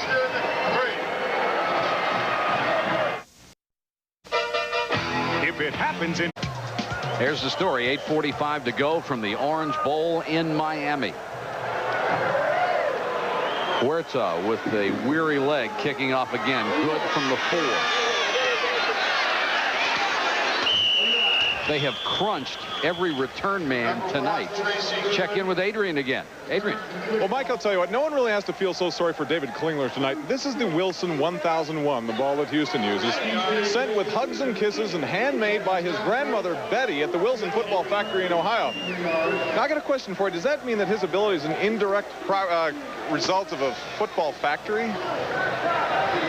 Adrian, do you know where that's I wonder if he knows where that city is in Ohio that makes the footballs. I don't. I do.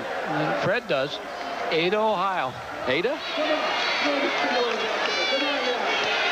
Klingler throws complete. Peters into the game for the first time.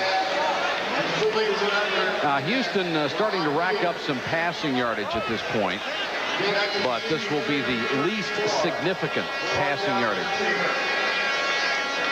What are the coaches doing here? They're giving another blitz, another way to get to the quarterback. Hardly seems fair, does it? We want one more way to get to him. Klingler has gone the whole way at quarterback. He has DeAndre Sanders behind him.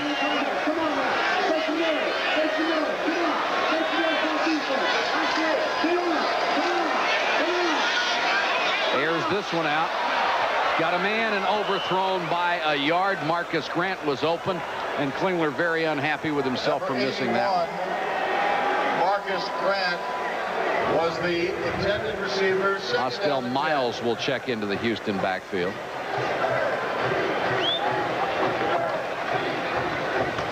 Always been interested in what a coach looks for at this point in the ball game. You're being mugged publicly on the road. You just trying to see if your kids still play hard? Well, there's always the next ball game, so you really are trying to still execute. You're still trying to find if you're going to make some replacements, who you put in the game. Klingler trying to keep this drive going. It looks like he has another first down. Verlon Brown makes the catch. The pass.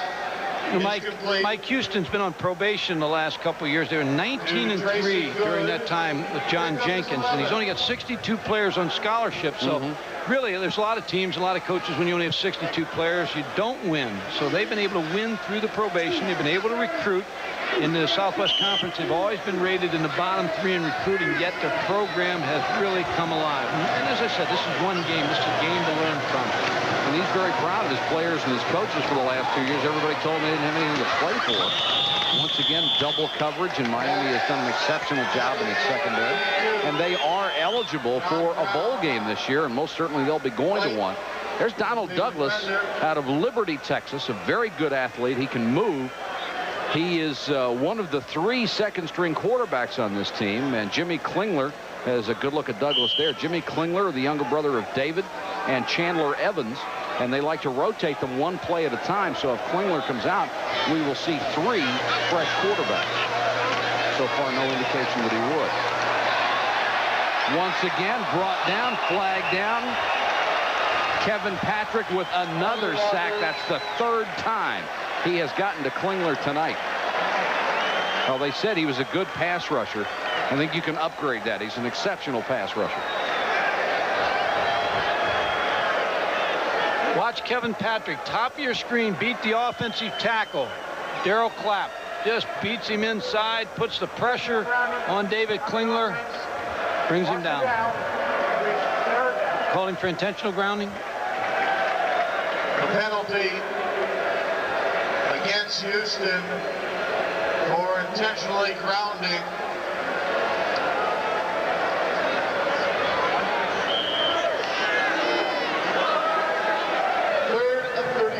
Third and 34. That's not the worst shape Houston's been in. They had a 3rd and 54 early. Medeiros put pressure on Klingler. He's had to run for his life tonight. Medeiros missed it. Klingler throws this one away. Well, if the last one was intentional grounding, what was that? All night, Rustin Medeiros has really crowded the football. You've talked about how sometimes it looks like he's offside, but he crowds the football because he's able to beat the offensive tackle. He's just taking as much ground as he possibly can. Here he beats John Morris. Number 3, Jonathan Harris. Charlie Williams. David Klingler outside. Watch the hit he takes after he throws the football.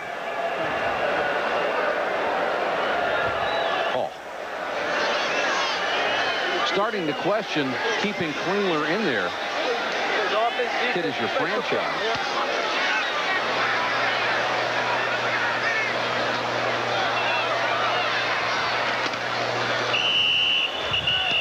That was Jonathan Harris returning the punt. 4-yard return after a punt of 51.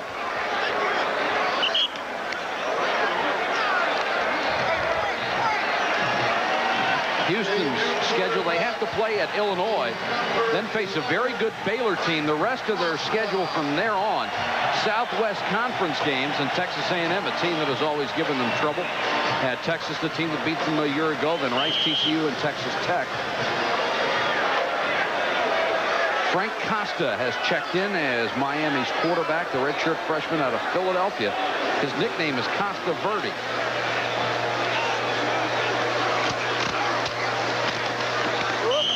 And they'll give it off. Number 23 is Larry Jones out of Pembroke Pines, Florida. Ryan McCoy makes the tackle. Very high on Costa. The coaches like him a lot. Came out of Philadelphia high schools. When Brian Forte transferred to Rutgers, it gave him an opportunity. Now he's behind a little bit because when they were having the quarterback battle, Gino Toretta was getting some of the plays and Brian Forte was getting some of them. Frank Costa wasn't getting any plays. Now just in the last couple of weeks he started to get some work, and they really like what they see in this young man. They do recruit some quarterbacks at Miami. Throws complete to Jones. He's across the 30 to the 32. That's Chris Jones out of West Palm Beach, another redshirt freshman. The stats on Toretta: 365 yards, 4 touchdowns. That's not bad. Opening game, 297 yards, 2 touchdowns. So he's got 6 in 2 games and about 600 yards. It's going to be tough for him as a relatively unknown junior to make any Heisman progress, but he certainly showed us the class that he has tonight. And Klingler cannot help but be hurt by this game, whether he got terrible protection from his offensive line, but still the perception of what he was unable to do against Miami will certainly hurt him in the race. And that's unfortunate for him because he's a quality player. Miami's taken a few people out of that race early in seasons and late. Delay game. Offense. Jerry Punch is working on another story at the sideline. Jerry? Guys, the latest graduate from quarterback U here in Miami is Craig Erickson. And Craig, you came down from Athens, Georgia tonight where you're a grad assistant and preparing for your upcoming game with Alabama. Now, you're going to be pretty impressed with your understudy here, Gino Toretta, tonight. He's done a real good job. He's done a lot of good things, and he's made big plays when he needed to make them. I didn't expect anything less, so he's a good quarterback. He's got a big year for him. We'll be back after this play. 3rd and 10 for Frank Costa. Throws complete.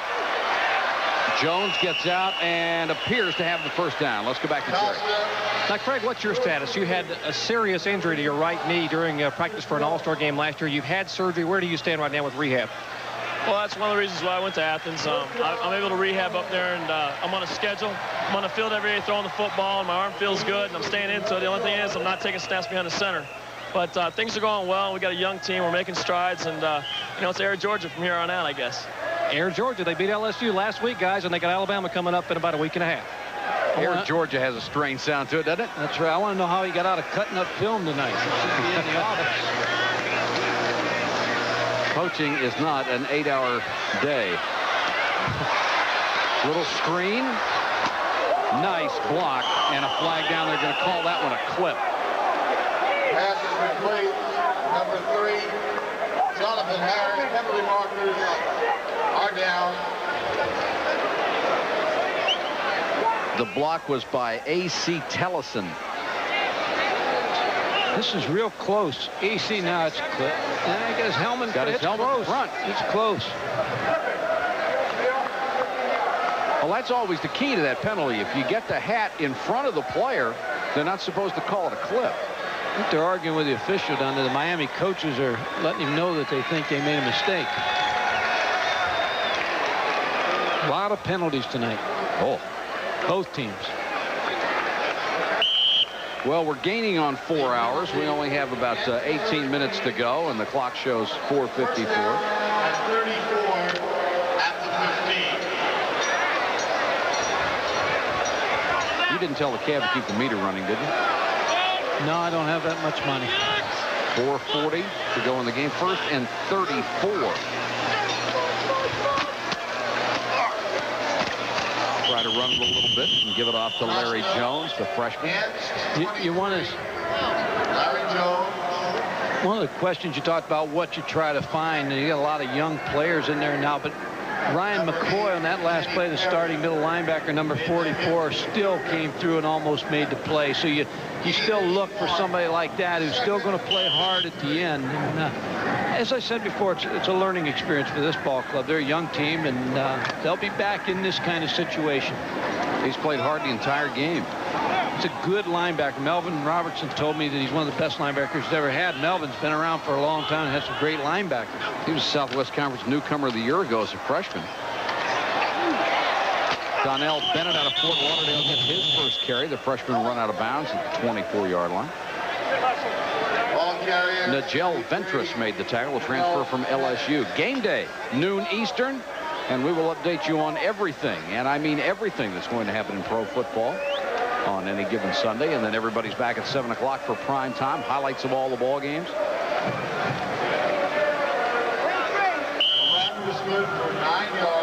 Wonder how these guys would do in the NFL. Might win a couple. Wait a couple years to get them in. Here's the penalty story. 314 yards. 3rd and 24 now for Miami.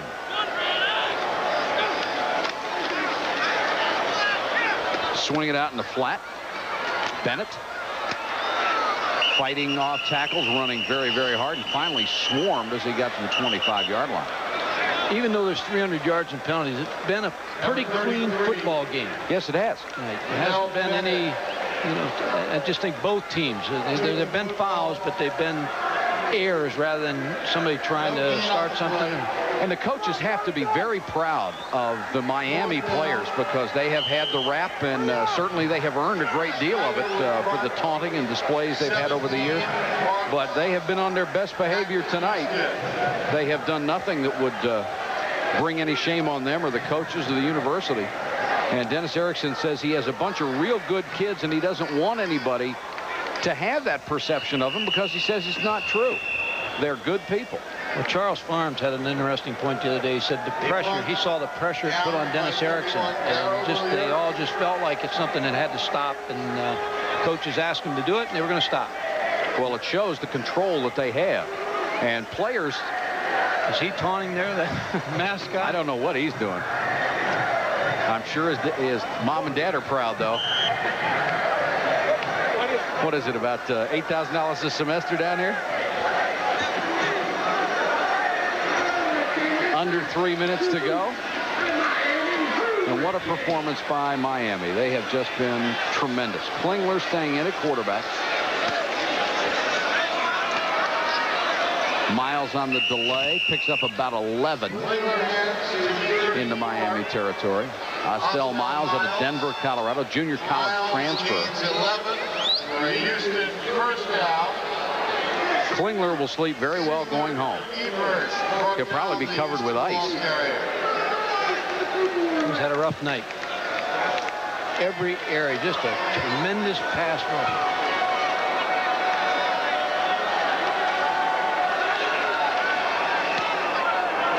Flips out the quick completion to the 40-yard line to Marcus Grant. Dexter Siegler out of Avon Park, Florida, makes the tackle. The winners smile, and the losers, excuse me, Michael, the losers are just, they got to wait till next time. Boy, it's, I know how disappointed Houston has to be and how elated Torretta and Miami have to be. Houston came in here with such expectations. 10th ranked in the country with a high-octane offense that would score points in bunches. That almost intercepted by Siegler. Was the intended receiver broken up? Keeps getting worse. Siegler.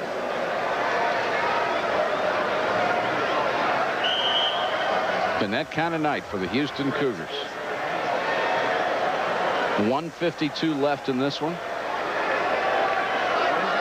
Miami dominated from the opening whistle. They never let Houston really have a shot. That 4-man pass rush has just been tremendous. This is Miles on the draw.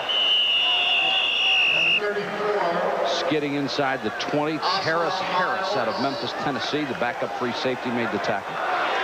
There's their outstanding offensive lineman. Searcy playing with a broken hand. Now what is left of 71,000 in the Orange Bowl wanting that Miami defense to hold. They don't want to see Houston get the touchdown.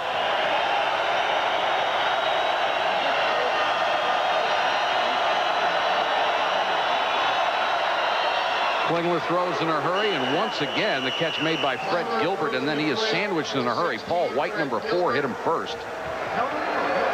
Derek Golden also in the coverage.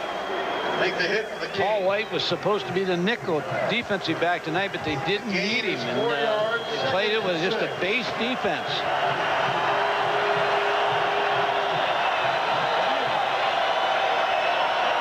Clock running, 57 seconds to go. Klingler changes the play.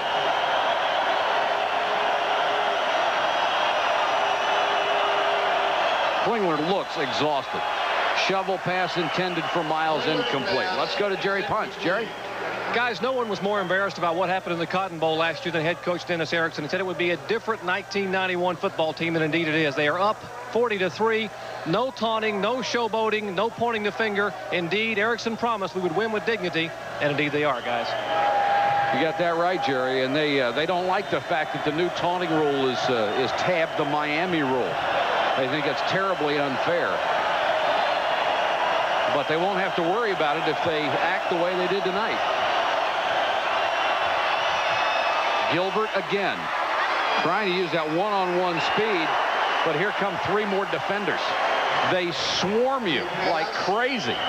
Derek Golden on the stop. Just a great job of keeping him pinned in till help arrived. Derek Golden, nice play. And now the fans are going to boo Houston because they've taken a timeout with 26 seconds to go. We'll be back at the Orange Bowl in just a moment.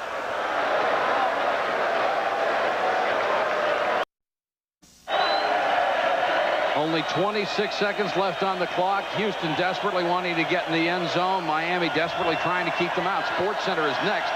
We've had 95 passes in this game. I think Bobby Douglas, the old quarterback of the Chicago Bears, went 1 full year without throwing 95. The Hurricanes trying to get the fans to their feet, and they've succeeded. 4th and 6 for Klingler. Draw, Miles. He's got the first down at the 7.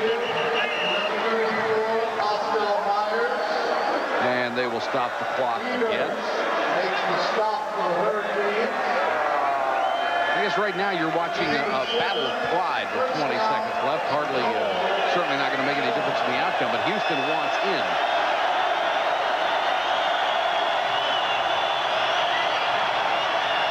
Klingler throws, complete to the 1, dive, touchdown. Marcus Grant got in there, and there is the celebration, which should draw one of those new taunting fouls, and that's probably the reason for the smile on Dennis Erickson's face. The officials' arms are tired. They're not going to throw another flag. I think they're out of flags, too. But this is one thing you can't do, an orchestrated celebration. David Klingler had some time.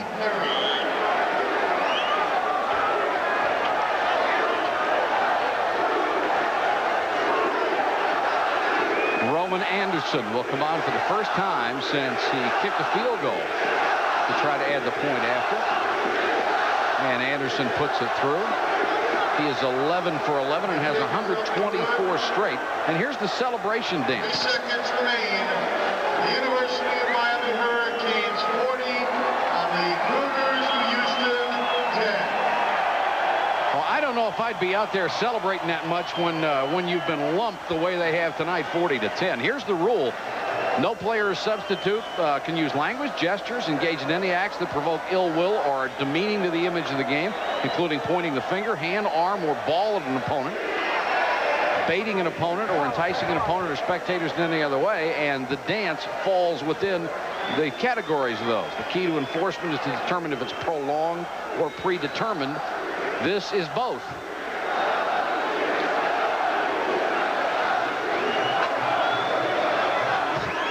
tell you, I've been in a lot of games where I got killed this bad, and I didn't feel like celebrating no matter what went well. Yeah, it's time to load up the bus, save the equipment, go on home. 96. The bus driver had a time limit. He was gone an hour ago. Have to walk to the Miami airport. Mercifully, 3 seconds left to go on the clock. Hats off to Miami. They have been superb, and they're expecting an onside kick. For what reason would you do this? Miami will recover. And that's the ball game. Tonight's final score. The University of Miami Hurricanes. Miami with a sensational, dominating performance. Our final score, Miami 40, Houston 10. For Mike Godfrey, Jerry Punch, Adrian Karsten, and our whole crew, this is Mike Patrick. Good night from Miami. Sports Center is next. Well, we knew it was a